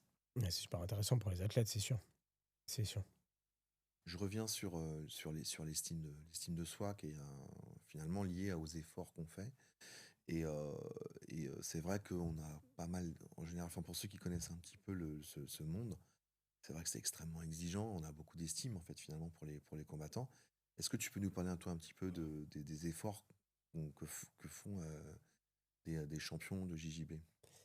Ouais, bah, ce qui est très dur, hein, quand es dans des sports à catégorie de poids, c'est que tu fais des régimes. Et en fait, quand tu fais des régimes, tu loupes des moments sociaux, des mariages, des anniversaires, des soirées, des trucs, etc. Parce que tu es en phase de régime. Parce que du coup, tu as une compétition dans X semaines ou X semaines. Et en fait, toi, tu peux pas sortir avec les potes, aller dans un bar, boire un coup. Non, tu peux pas parce qu'il faut que déjà, faut que tu dormes tôt. Il faut que tu manges correctement. Il faut que tu t'hydrates correctement. Donc, bah voilà, tu loupes des choses comme ça. Et tu peux perdre des amis, tu peux perdre des relations, peut-être de couple, des relations amoureuses. Il y a des gens qui ne vont pas le comprendre, il y a des gens qui vont comprendre, mais d'autres non. Donc, dans les sacrifices, vraiment, c'est les régimes. Les régimes, c'est dur parce que ça joue sur ton humeur. Imagine avoir faim tout le temps, avoir faim et être fatigué. Alors aujourd'hui, quand les régimes sont bien faits, tu as moins cette sensation de faim, mais tu as quand même une frustration. Voilà, hein, des fois, tu passes devant un truc, il y a un flan, tu as envie de manger du flan, c'est des œufs le flan. Bah non. Voilà, c'est vraiment plein de choses comme ça. Donc, c'est aussi la frustration, non seulement elle est physique, mais elle est mentale sur le côté de louper des moments, que ce soit sociaux ou en famille, etc. Où bah ouais, tu peux pas aller le dimanche matin faire un brunch avec tous tes potes parce que ils vont se taper des pancakes de malade et tout. Et toi, non, tu vas manger des blancs d'œufs. Voilà, c'est un peu dur, mais du coup, ça nourrit l'estime de soi, ça nourrit la confiance en soi, ça nourrit le fait que j'ai fait beaucoup, beaucoup de sacrifices pour en arriver là. C'est beau, mais c'est là où il faut faire attention à pas tomber dans le j'ai tout fait pour ça, il faut pas que je perde. Voilà, il faut vraiment faire attention à ça. Euh, Tu mets les meilleures choses, tu te dédies le plus possible à ta réussite, mais il faut pas que ça devienne un stress supplémentaire de t'as vu tout ce que j'ai fait pour en arriver là, je peux pas perdre. Ah non, mais là, t'as rien compris. T'as rien compris. T'as réussi à mettre en place tout ce que tu pouvais, c'est tant mieux, super. Nourris-toi de ça pour gagner. Te mets pas la pression avec ça. Là, on repart sur vraiment la peur de l'échec, la peur Ça, de c'est la douleur primordial. aiguë, hein, sur une défaite, et qui peut complètement fragiliser, qui peut faire perdre complètement les moyens aussi, quand on sent que, quand on commence à anticiper finalement la défaite, mentalement, on peut être complètement figé, en état de stress, complètement bloqué. C'est vraiment le lapin qui a les yeux dans les phares et Qui qui bouge reste pas. bloqué. Et voilà, c'est quelque chose que tu as pu voir, toi, dans ta carrière? Ouais, c'est sûr que que je vois encore aujourd'hui, hein, un athlète A qui sur le papier est moins fort qu'un athlète B. Dans le combat, par des faits de match, mène le combat. Il reste 2 minutes, il mène le combat. Il reste 10 secondes, il mène le combat et finit par perdre. Parce que dans sa tête, il sait que sur le papier, il est moins fort. Il mène le combat et là, il va être dans un truc, au lieu de continuer ce qu'il faisait, qui marchait très bien vu qu'il menait le combat, il va être dans le truc, il faut que je conserve ça, il faut que je conserve ça, il faut que je conserve ça, et il finit par perdre. Euh, moi, ça m'est pas trop arrivé, moi, dans ma carrière, parce que généralement, soit je me faisais éclater par des mecs plus forts, soit je gagnais. J'ai jamais eu trop ce truc-là. Je suis plutôt un compétiteur, moi. Donc, moi, c'est un challenge. Ah, le mec, il est plus fort que moi, je vais l'éclater. Ça a toujours été plutôt ça. Mais bref, c'est pas ce qui nous intéresse là aujourd'hui. C'est plutôt le côté. Maintenant, ça fait plus longtemps que je suis entraîneur presque. Donc, c'est un truc que on voit beaucoup. Hein, elle a vraiment cette peur de perdre. Et un autre truc que j'ai pu voir, c'est des mecs qui sont un peu moins forts, mais qui vraiment, je suis persuadé, hein, si s'ils arrivaient à se lâcher, ils pourraient vraiment gagner des grosses, grosses compétitions. Ils pourraient vraiment battre des gens très forts et qui vont rester dans ce truc de perdre d'un rien. Ne pas se livrer. Ils vont pas produire. Ils vont pas produire. Ils vont pas exprimer leur dessus. Ils vont conserver le truc, le combat le plus serré possible parce qu'ils veulent pas perdre. Ils veulent pas se faire prendre le dos. Ils veulent pas se faire soumettre. Ils veulent pas se battre. Et dans les dernières secondes, ils vont s'exprimer pour montrer que ils ont fait le max, mais ils ont perdu. Et dans les dernières secondes, ce qu'ils font finalement, c'est incroyable parce que ils dominent. Voilà. Et ces mecs-là, à chaque fois, je leur dis, t'as perdu, mais t'as perdu contre toi-même. C'est pas lui qui t'a battu. C'est toi qui t'es battu toi-même parce que tu t'es pas lâché. Et quand dans les dernières secondes, tu t'es livré dans un combat vraiment où tu t'es livré parce que tu te disais de toute façon en 20 secondes, il va rien m'arriver, machin, t'es arrivé dans quelque chose où regarde ce que tu es capable de produire. C'est ça, si tu arrives à te lâcher et à faire ça, tu vas gagner les combats. Bon, il y en a qui arrivent à passer ce cap, il y en a qui n'arrivent pas à le passer. Et ça, tu me l'avais très bien fait comprendre à l'époque où le, j'étais en quart de finale de la Ligue des Champions ou en demi-finale, je me souviens plus, quand le PSG avait battu 5-0 à l'aller le Barça. Tu m'avais montré, tu vois, ça, c'est vraiment ça, là, peur de l'échec. Et du coup, ce côté-là, j'ai vraiment réussi à le transmettre aux athlètes, à le transmettre aux élèves, et je La continue de le remontada. faire. Voilà, sur la fameuse remontada, sur le fait que si tu combats en te disant il faut pas que je perde, il y a de grandes chances que tu perdes. D'accord? Si tu combats en te disant je vais gagner, il faut que je gagne, il y a de grandes chances que tu gagnes. C'est intéressant parce que bon, il y a plusieurs choses là qu'on peut voir. Bon, il y a la peur de gagner, hein, le côté j'ai peur de gagner Ouais, finalement. le phénomène de Je, l'imposteur. ouais, il peut y avoir ce côté manque de confiance où finalement là le mindset prend le dessus, l'état d'esprit prend le dessus sur finalement le mode du cerveau qui serait utile à ce moment-là, qui est celui finalement qui se fait plaisir, qui agit et qui reste focus sur les moyens. On en revient encore à cette idée-là. Je vais donner un exemple avec le football pour peut-être ça parlera plus aux autres. Alors effectivement, bon, la remontada, il y a plein de choses derrière aussi parce qu'il y a des erreurs d'arbitrage, il y a plein de trucs, mais c'est pas forcément le meilleur exemple. Bon, je suis C'est supporter c'est- du PSG. Soyons très clairs, je ne c'est suis le pas Parisien qui objectif. parle, là. Je ne suis pas objectif sur ce sujet-là. J'ai Mais, encore mal, j'ai mal. mais bon, c'est quand même Luis Enrique qui était en face. Et Luis Enrique, aujourd'hui, c'est le plus grand coach de l'histoire du Paris Saint-Germain. C'est entièrement la meilleure recrue de l'histoire du Paris Saint-Germain.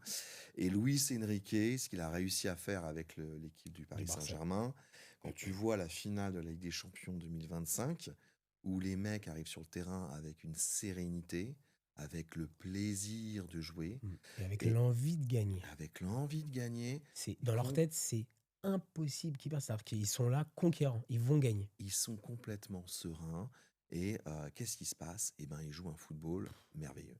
Et alors, moi, vraiment, c'est la gestion des surinvestissements émotionnels, c'est exactement à ça qu'on aboutit comme résultat. Ça veut dire que finalement, on va se concentrer sur ce qu'on, Tu sur, peux le faire.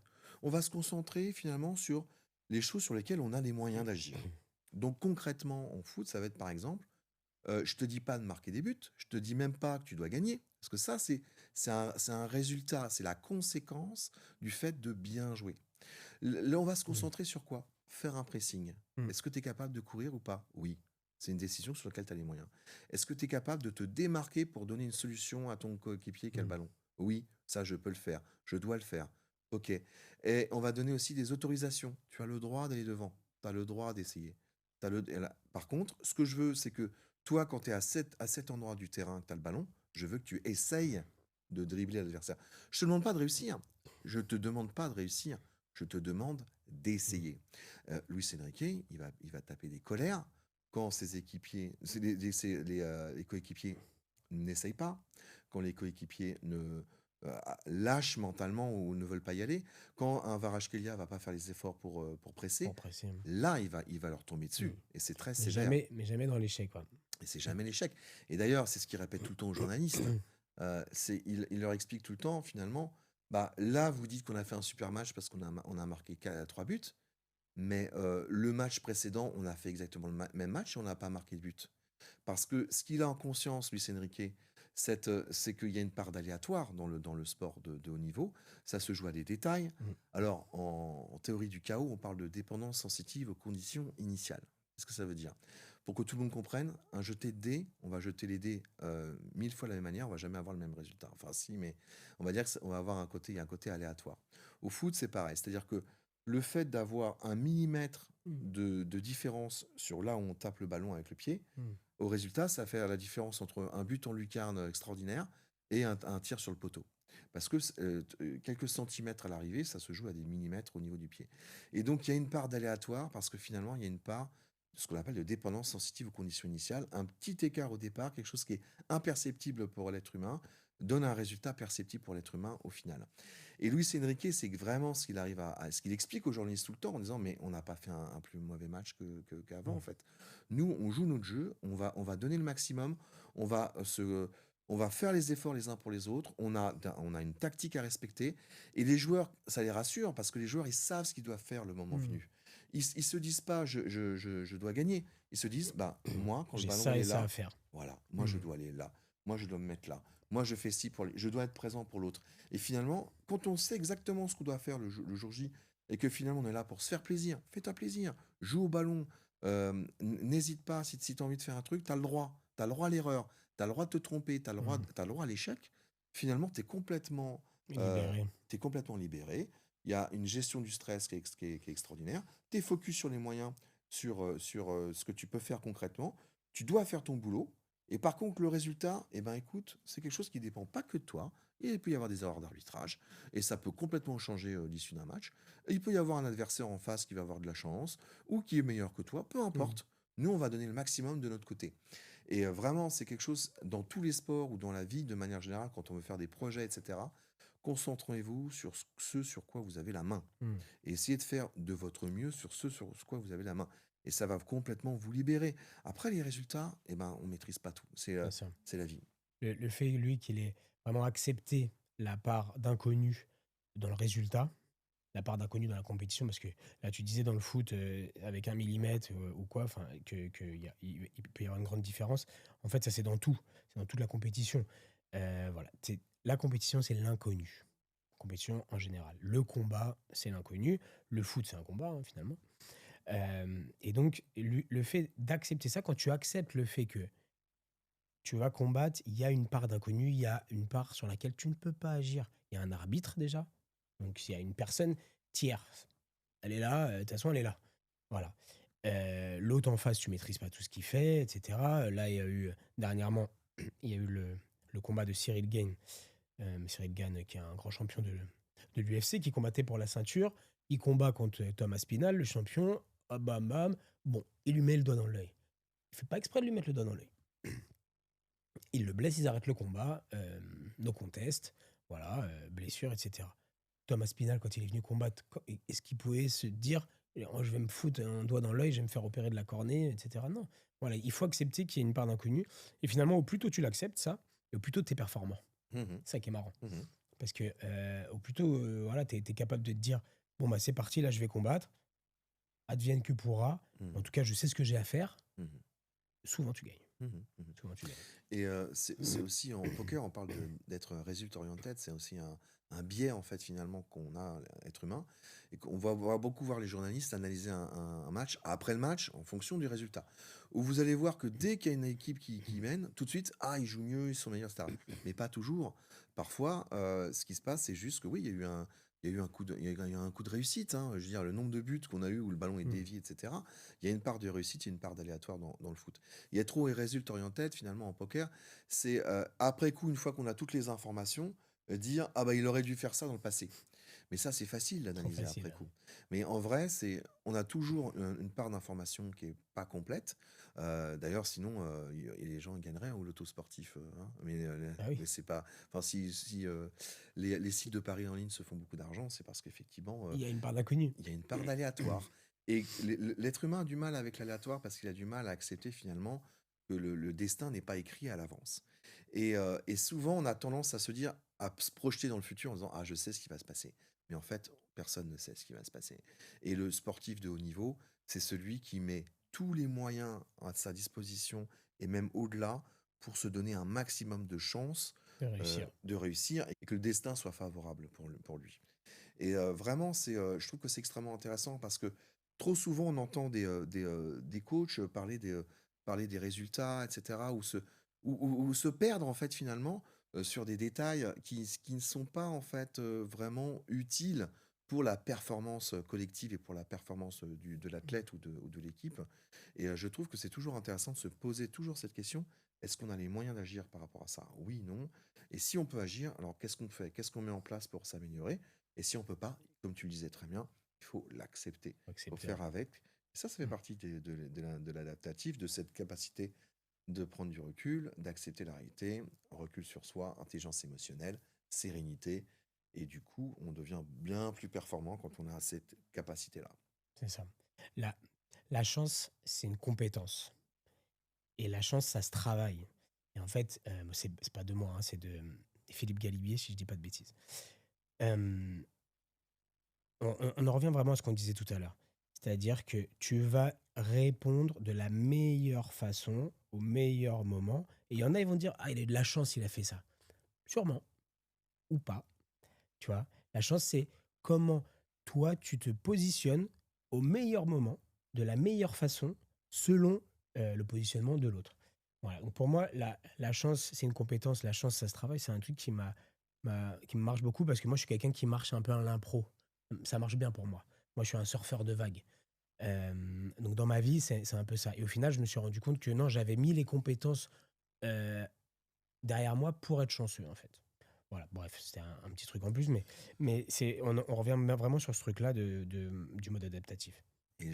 Finalement, dans cette citation, ouais, je trouve intéressante, c'est que on va faire passer sa probabilité de gagner de 0,5 à 0,7. Et on va juste se donner un peu plus de chance. Et finalement, oui, eh ben sur le long terme, ça va être payant. Et c'est ça. Bon, bah, la chance, finalement, il y a des choses qu'on ne maîtrise pas. Mais se donner un maximum mettre les chances de son côté, finalement, hein, c'est ça C'est sur ça. quoi on peut agir. C'est ça. Et ça demande beaucoup de travail, d'entraînement, ça demande énormément de rigueur, ça demande tout ce que tu décrivais sur ces 5 axes qui sont essentiels et qui font qu'après on arrive en compétition aussi avec l'état d'esprit de se dire j'ai vraiment fait tout ce que je pouvais jusqu'à maintenant, je suis fier de moi, j'ai bien bossé, je mérite finalement aussi de gagner, puis je mérite peut-être pas de gagner, mais je mérite vraiment de pouvoir m'exprimer maintenant, C'est de ça. m'éclater, et je vais donner le C'est meilleur de ça. moi-même. Si t'as. Et après, si tu tombes sur bah, le champion, toute catégorie historique, Oui, c'est la vie, hein, je veux dire, voilà. Mais c'est au la part moins, d'inconnu de la compétition. et on peut être un beau perdant aussi C'est parce ça. que finalement, on sait qu'on a fait de son mieux. Et je trouve que c'est aussi intéressant dans la vie parce que euh, il y a aussi la gestion après carrière. Et ça peut être aussi très délicat pour des sportifs de très haut niveau. On voit qu'il y a beaucoup de dépression Ouais. après des très grandes carrières au très haut niveau, soit en rugby, au foot ou dans les sports de combat. Et je trouve que aussi pouvoir se dire, bah voilà, j'ai vraiment fait de mon mieux au moment où j'étais au top et j'ai pas de regrets, je trouve que c'est intéressant. Ouais, ça doit être dur, l'après-carrière. Enfin, tu vois, moi, ça aurait été inconcevable de raccrocher le kimono, tu vois, de plus jamais le toucher, quoi. Je pense que je serais tombé très très loin en dépression. euh, Parce que le sport, moi, c'est. Bon, déjà, le sport et les arts martiaux et le combat, ça régit ma vie depuis tellement longtemps. Ce serait dur. Puis bon, il m'est arrivé des choses dans la vie, comme tu sais bien, qui sont très dures quand on est jeune, etc. Et donc, j'ai sûrement trouvé mon exutoire dans ça et ma thérapie dans ça. Et donc, du coup, je pense que moi, si j'avais dû raccrocher, tu vois, le jour où je dis, bon, ça y est, là, la compétition. Parce que dans ce que tu disais là tout à l'heure, il y a vraiment la notion de plaisir. C'est-à-dire que tu arrives le jour J, j'ai mis toutes les choses de mon côté. Et aujourd'hui, je mérite, je vais essayer, je vais donner le meilleur de moi-même. Et tu as cette notion de plaisir. Et un jour ou l'autre, euh, ce plaisir, il diminue. Tu es là, tu arrives le jour de la compète. Qu'est-ce que je fais là? Je suis fatigué, j'ai mal partout. J'ai même pas envie de m'échauffer. Ah, puis je vais prendre lui au premier tour, ça va être dur, c'est un combat rugueux. T'as plus la notion de plaisir. Puis quand t'arrives là, bon, bah, c'est le bon moment pour arrêter. Et c'est vrai que j'imagine tous ces grands champions, moi je me considère pas comme un grand champion, hein, mais je veux dire, tous ces gens qui ont eu une carrière de haut niveau vraiment, qui pendant des années se sont entraînés tous les jours, 2 fois par jour, des fois 3 fois par jour, qui ont voyagé partout dans le monde, qui se sont sacrifiés, qui ont sacrifié leur corps, hein, voilà, les blessures, etc. Et qui coupent tout du jour au lendemain, genre ça et c'est fini, pouf, ils éteignent la lumière, waouh. Chapeau, quoi. Vraiment, ça doit vraiment être très, très, très dur. Donc, moi, j'ai trouvé ce truc-là. On m'a donné des portes de sortie dans l'enseignement et dans l'entraînement. Et c'est des choses qui me passionnent, puisque le haut niveau, ça me passionne. Et l'entraînement de haut niveau, ça me passionne. Mais la pédagogie me passionne.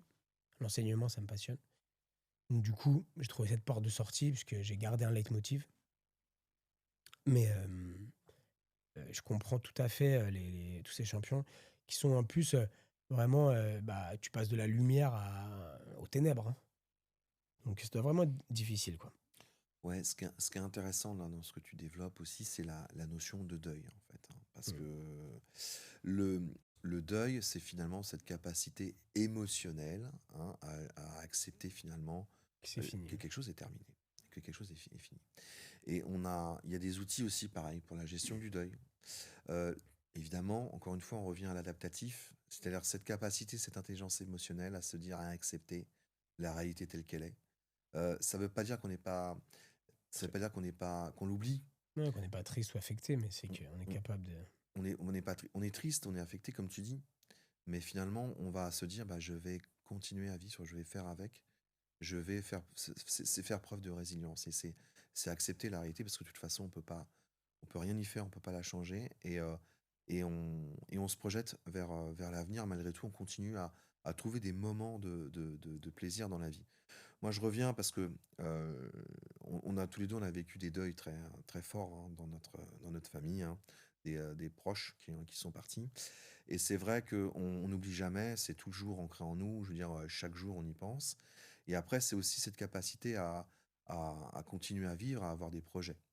Et un des techniques qui fonctionne bien aussi contre le deuil, c'est le fait d'avoir des projets. Et c'est ce que tu décris en disant que dans ta carrière professionnelle, ça aurait été difficile de raccrocher le kimono. Tu t'es relancé sur un nouveau projet avec la pédagogie, l'accompagnement des jeunes. C'est aussi ça qui est intéressant. Un deuil, il se fait plus facilement quand on a des projets. Et donc, c'est quelque chose qui se prépare, c'est quelque chose qui se travaille. Effectivement, quand on éteint la lumière du jour au lendemain, ça peut être très violent. C'est d'autant plus violent un deuil que quand c'est pas prévu, quand on l'a pas vu venir, quand on n'a pas eu le temps de s'y Hmm, préparer. Et donc, une fin de carrière, ça se prépare, ça s'anticipe. c'est clair. Il faut avoir des projets, soit on se forme, on essaie de travailler sur d'autres aspects de sa personnalité qui nous motivent, qu'on aime faire. Ça peut être en dehors du sport, ça peut être dans plein d'autres domaines. Ça peut être la pédagogie, ça peut être le fait de... Peu importe. Mais ça se travaille, ça se prépare, et de pouvoir se projeter sur des nouveaux projets et de l'anticiper, c'est quelque chose qui va aider finalement à faire passer le deuil. Pour le deuil aussi, il y a l'aspect symbolique qui est important. On a besoin de rituels. On est des êtres humains faits d'émotions. Et le deuil, ça passe aussi par des rituels. Et donc, c'est des moments aussi, voilà, bah, on a un enterrement, par exemple, c'est un rituel hein, dont on peut avoir besoin. Une fin de carrière aussi, quelque part, il peut y avoir un rituel autour de ça, en disant, bah voilà, je raccroche mon kimono, hein, il y a quelque chose de symbolique aussi Hmm. qu'on peut faire avec des proches, avec des gens qui nous accompagnent par rapport à ça. Et c'est une manière aussi de terminer une histoire, de finir quelque chose et de se reprojeter vers quelque chose de nouveau. Je pense qu'on fait jamais vraiment on n'accepte jamais vraiment quand les gens sont partis trop tôt. C'est quelque chose de très douloureux. On vit avec. Et voilà, c'est juste une capacité aussi surtout au tout début, hein, c'est particulièrement dur au tout début parce que c'est complètement nouveau. Faut s'habituer et le cerveau refuse en fait hein, de s'habituer à ça. Et cette capacité aussi de prendre du recul, de faire des activités qu'on aime, de se recentrer sur ce qu'on aime faire naturellement, d'avoir cette capacité à basculer en adaptatif, à prendre du recul, c'est les choses qui vont aider finalement au deuil, qui vont aider au deuil et qui vont aider l'individu finalement à faire son deuil du mieux possible. Et voilà, donc c'est pas facile, hein, faut l'accepter, mais ça fait partie de la vie, quoi. Tu sais, ce qui est dur dans le. Pour parler d'une chose un peu plus légère, ce qui est dur dans le deuil aussi du physique, c'est l'âge, tu vois. Euh, Par exemple, bon, bah, aujourd'hui, moi, je suis dans l'année de mes 40 ans, je suis bien abîmé. Des fois, je fais des combats à l'entraînement, je vois des trucs, mais je peux plus les faire, tu vois. Et ça, c'est un deuil, ça. Faut accepter, tu vois. Un truc typique aussi, bah, voilà, à mon âge, j'ai besoin de m'échauffer vraiment longtemps. Des fois, je suis déjà en train de combattre, mais en fait, moi, je suis encore en train de m'échauffer. Je sens bien que mon corps, il n'est pas encore arrivé au 100% de ce qu'il peut donner parce qu'il faut qu'il s'échauffe encore, tu vois. Et ça, c'est marrant. Et donc, il y a des techniques que tu faisais, que tu peux plus faire parce que tu as mal, parce que c'est fini, tu es trop vieux. Voilà. Donc, ça, c'est marrant parce que c'est des deuils aussi que tu fais. Et là, du coup, bah, c'est toujours la même chose. Tu vas t'adapter. Bon, bah, ça, je peux plus le faire. Qu'est-ce que je peux faire à la place? Voilà, bon, ça, c'est pour rebondir sur un truc un peu plus léger. Mais c'est la même chose. C'est-à-dire que si tu as une porte de sortie, voilà, là, aujourd'hui, moi, mon plaisir, c'est de pouvoir continuer de pratiquer, pouvoir continuer aussi de transmettre parce que j'ai beaucoup reçu et là, je transmets. J'ai des projets là sur le fait de bah, vraiment d'être plus dans la transmission, justement, moins faire de terrain et plus transmettre, parce que je pense que j'ai quand même une expérience que peu de gens ont, avec le fait d'avoir un parcours dans le judo, d'avoir été professeur de judo, après d'avoir été un compétiteur moi-même vraiment sur la scène internationale, ensuite d'être entraîneur, d'avoir entraîné des grands champions, parce que j'en ai entraîné beaucoup, et, et d'être aussi dans la pédagogie un peu plus globale. Donc j'ai vraiment envie de passer ça sur vraiment la transmission. Et donc voilà, c'est des portes de sortie effectivement. Après maintenant, aujourd'hui, à 40 ans, dans quelques mois, je sais très bien que ma vie, elle sera régie par ça, ça va tourner autour de ça. Demain, je vais pas être boulanger. Voilà. Par contre, il y a de grandes chances que je sois moins sur le terrain et plus, dans l'aspect pédagogique et l'aspect, transmission, l'aspect, intellectuel de la chose, quoi. Et c'est ça qui est bien aussi, c'est le truc, accepter que, bah, c'est fini, hein, tu plus 20 ans, t'as plus 25 ans, et moi, si je dors mal la nuit, je le sais le lendemain, hein. C'est comme ça. Avant, non. Donc ça fait partie du deuil, ça aussi, c'est assez drôle.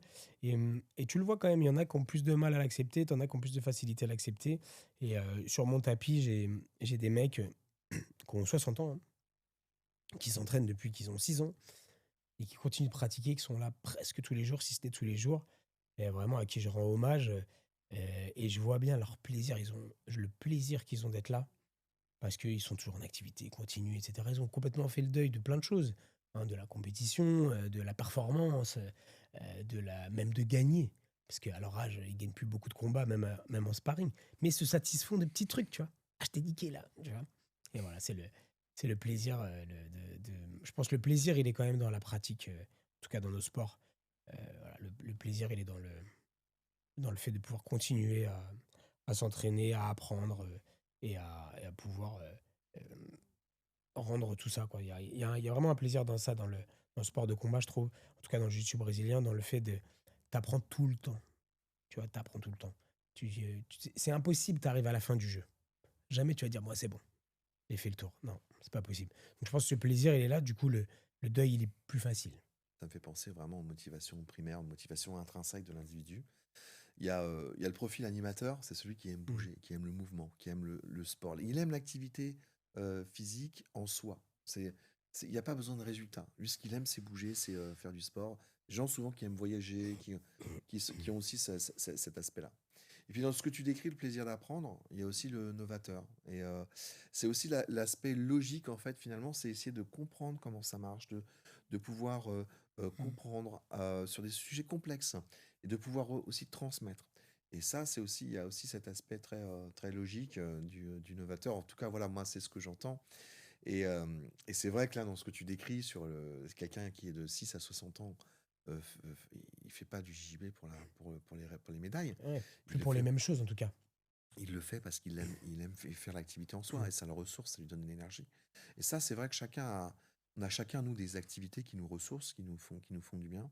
Et c'est intéressant de se comprendre soi-même, de se connaître soi-même, de manière à pouvoir finalement faire ces activités-là. On en a besoin. On en a besoin pour être heureux. On en a besoin aussi pour surmonter les deuils. On en a besoin aussi pour, euh, pour se trouver aussi son talent, trouver son talent. Parce que quand on travaille en fait dans l'activité qu'on aime faire en soi, peu importe les échecs, on va recommencer, on va y retourner et on va y aller.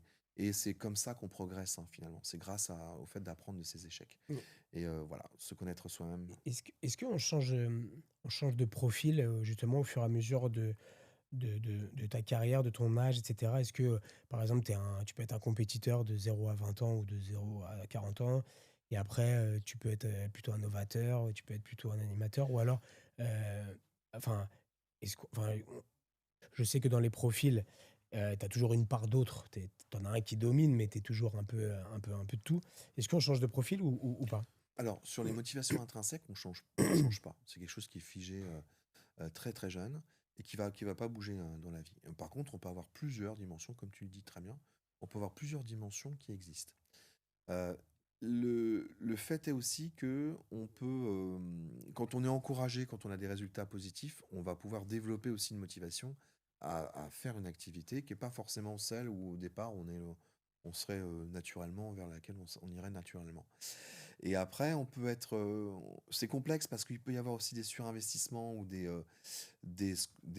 intolérances, c'est-à-dire le fait qu'on ait été un peu réprimé sur certains axes, ou que les valeurs familiales, par exemple, quand les valeurs familiales sont pas celles qu'on a en soi, on peut être éduqué à contrario de ces Mmh. motivations.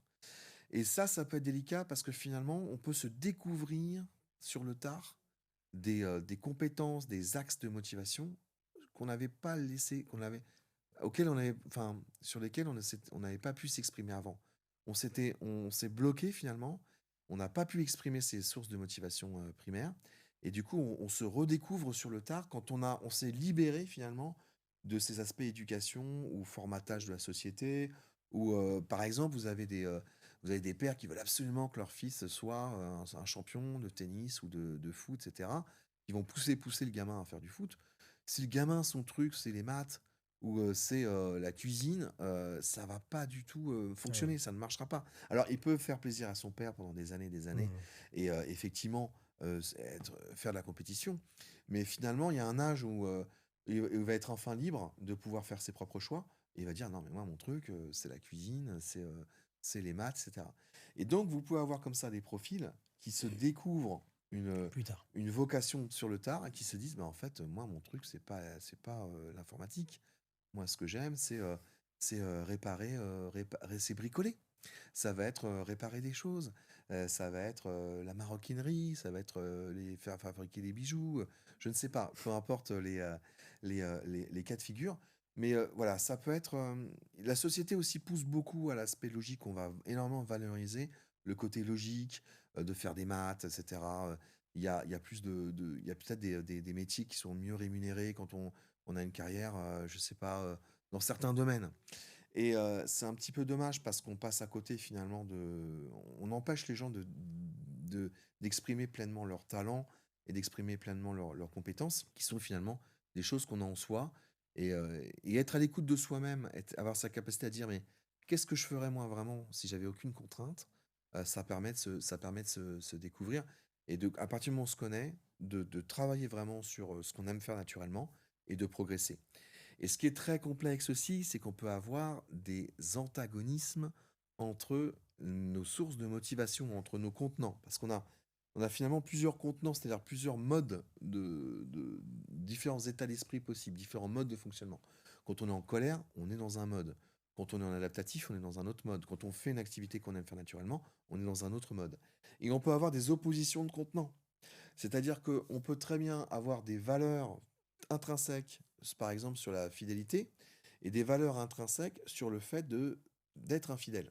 C'est un exemple. On peut avoir des valeurs intrinsèques sur le fait d'être un peu radin, de vouloir conserver des choses, et avoir des valeurs intrinsèques de partage, qui sont des antagonismes. On peut D'accord. avoir le côté j'aime bouger, et puis avoir le côté j'aime être tranquille chez moi. Au sein d'un même individu, on peut D'accord. avoir ces antagonismes. Et donc, c'est là aussi où peut-être aussi en fonction de l'âge, tu peux très bien avoir un âge où tu es dans le sport parce que finalement c'est ton truc, bah oui, t'as les compétences physiques et tu t'éclates là-dedans, tu as les résultats, donc tu es encouragé à le faire. Arrivé à un certain âge, peut-être que tu vas redécouvrir une part de toi que t'avais pas vraiment, dont tu n'avais pas vraiment conscience. Et finalement, bah, tu aimes cet aspect logique, pédagogie, cet aspect peut-être un peu plus réflexion profonde sur des sujets qui est un peu contraire à cet aspect actif, très dans l'action hein, du sportif, mais qui est finalement pas du tout incompatible au sein d'une personnalité. OK. C'est top. C'est passionnant. C'est passionnant. Du coup, ça me fait réfléchir sur moi.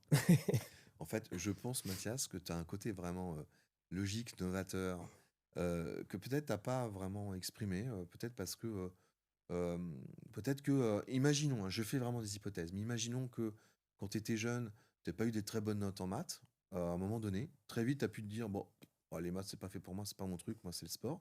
Tu fonces dans le sport, et puis à 40 ans, tu travailles en disant, mais en fait, j'aime bien cet aspect logique, en fait, de comprendre, d'analyser, et cet aspect aussi pédagogie. Et finalement, peut-être que j'ai aussi ça en moi, de conceptualiser, d'expliquer aux autres comment ça fonctionne. Et c'est peut-être une part de toi aussi qui existe et que tu n'as pas suffisamment laissé s'exprimer. Un peu. Tu dis ça beaucoup moins vite. Ah, exactement, exactement. C'est complètement ça. Moi, vraiment, bon, déjà, je travaille avec des psychologues et tout depuis très longtemps, mais j'ai cette partie très, très analytique du fait que, voilà, moi, au décès de ma mère, il fallait que je trouve quelque chose. Je l'ai perdu très jeune, d'une violente maladie où tu vois la personne mourir devant toi, donc c'est vraiment horrible. Il fallait, il fallait que je m'enferme dans quelque chose. Je pense que je me suis enfermé dans la compétition.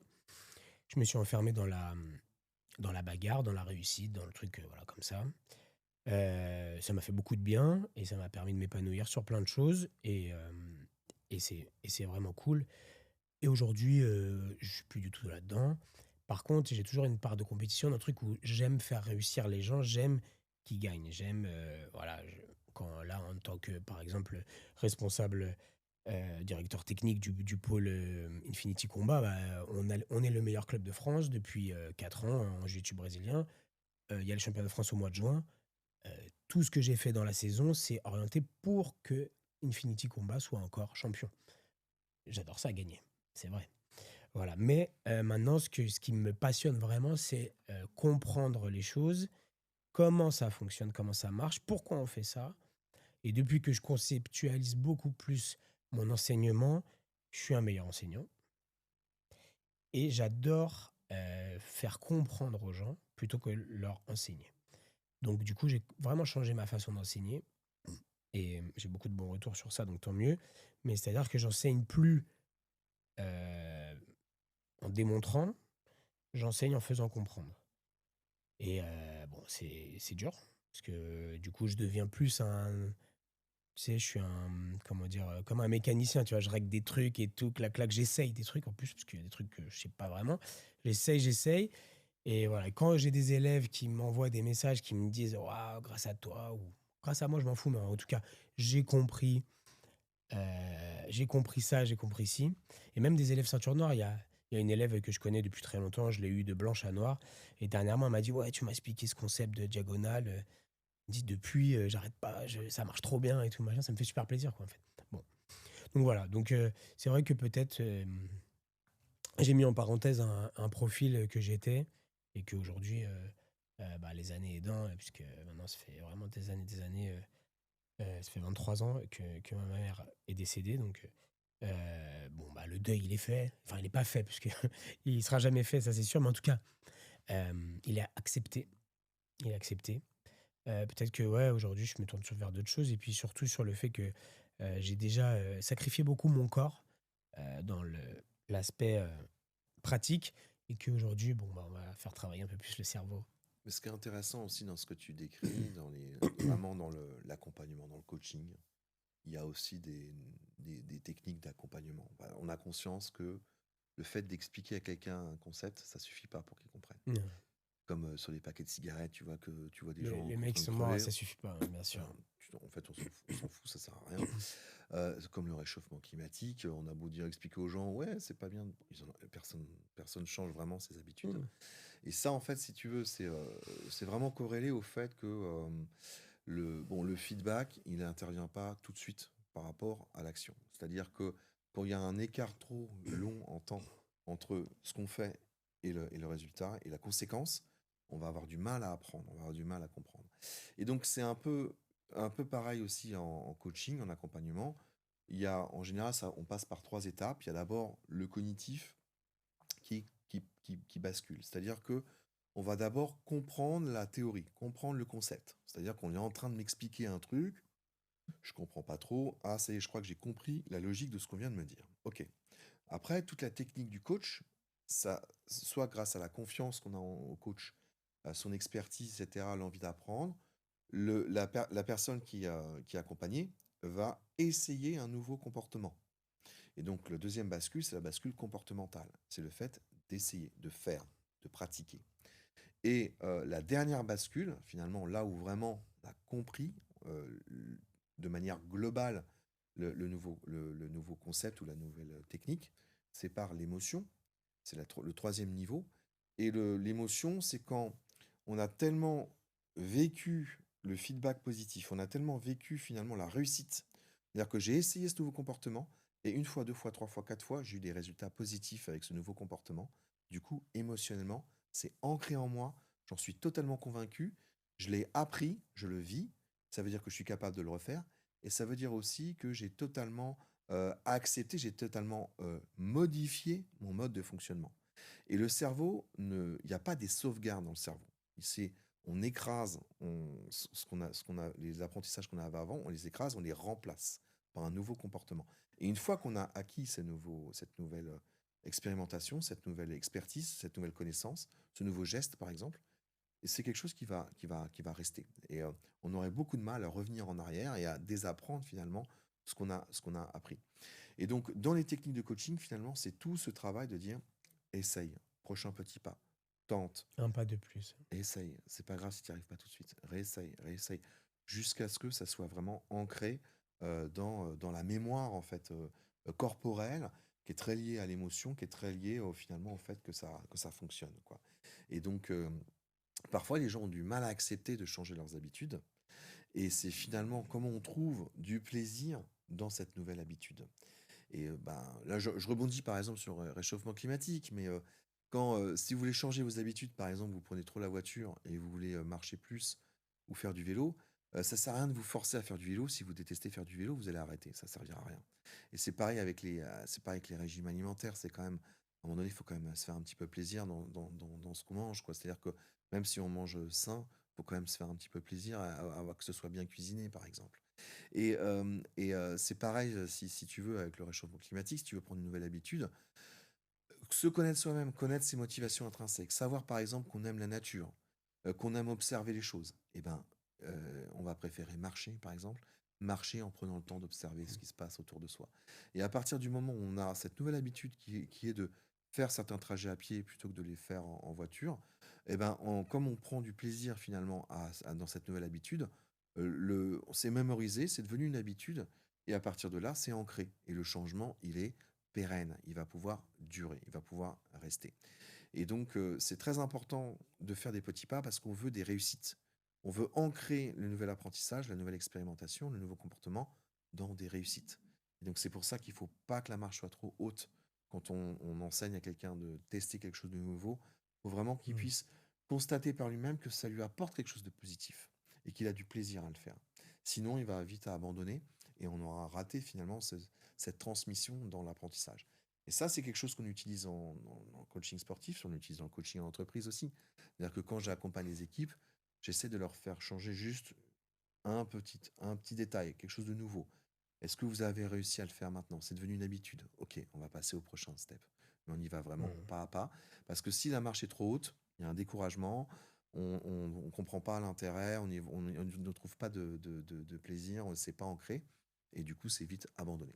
C'est un truc que je fais beaucoup moi aussi, dans l'entraînement. C'est-à-dire que je demande à mes athlètes dans l'entraînement, OK stop, asseyez-vous, fixez-vous un objectif d'entraînement. Quel est votre objectif aujourd'hui? Bon, on fait l'entraînement, fin d'entraînement, OK. Avez-vous réussi votre objectif? Vous avez réussi? Next step. Vous n'avez pas réussi? Peut-être il était un peu trop haut. Est-ce qu'il était trop haut? Oui ou non, vous avez mal combattu honnêtement aujourd'hui. Vous n'étiez pas en forme, vous étiez ceci, cela. S'il était trop haut, on le baisse un peu. S'il n'était pas trop haut, qu'il y a eu une petite interférence, on garde le même objectif. Et en fait, j'ai remarqué vraiment, tu as des gens qui viennent s'entraîner, ils s'entraînent dur. Ils s'entraînent, ils viennent, ils s'entraînent. Donc, on peut rien leur dire, ils s'entraînent 3 fois, 2 fois par jour. Ils s'entraînent, ils s'entraînent, ils s'entraînent, ils s'entraînent, ils s'entraînent. Ces gens-là, ils deviennent bons parce que ils s'entraînent beaucoup. Tu as des gens qui viennent, ils s'entraînent intelligemment. Donc, ils se fixent des objectifs, des petits objectifs qu'ils atteignent, ou alors ils vont travailler d'eux-mêmes dans des trucs, comment dire, qui va les permettre de faire progresser. D'accord? C'est-à-dire, par exemple, là, j'ai remarqué que sur ma clé de bras, j'avais un petit défaut. Ce soir, mon objectif, c'est que de faire des clés de bras. Tant pis le reste. Mon objectif, c'est pas de gagner l'entraînement, c'est pas de gagner, c'est de progresser sur ça. Ces gens-là, ils deviennent très bons. Donc, c'est vrai que le fait de se fixer des petits objectifs atteignables et que ça devienne un pas de plus, ça marche très très bien. C'est complètement transversal, quoi. Vraiment, on peut s'en servir dans tous les domaines. Bah écoute, je crois qu'on a rempli nous nos objectifs de la, de Nous, on a la, rempli nos objectifs du podcast. du podcast, de la session et de la vidéo. Bah écoute, merci. C'était vraiment super fluide et vachement intéressant. Je trouve qu'on a. Je suis content parce que j'avais vraiment envie d'aborder ces thématiques et j'avais vraiment besoin de quelqu'un avec ton niveau aussi d'expérience dans le sport de haut niveau pour pouvoir vraiment vérifier certaines théories ou bien simplement pouvoir partager aussi des connaissances. Et donc, bah, merci Mathias, c'était vraiment hyper intéressant. Bah, de rien, merci à toi, c'était vraiment un super plaisir d'être là. J'apprends énormément de toi depuis des années, donc c'est vraiment cool. Je vais remercier mon père, parce que je sais que mon père il va m'écouter, donc gros bisous papa, je t'aime très fort, merci pour tout ce que tu fais. Merci à Janie pour être la super grand-mère de mes enfants. Et remercier bah, tout le monde, hein, les gens qui sont autour du Jiu-Jitsu et qui font que le Jiu-Jitsu grandit tous les jours. Et tous les gens qui partagent ma vie de près ou de loin. Ça m'ira pour aujourd'hui. Merci. Ous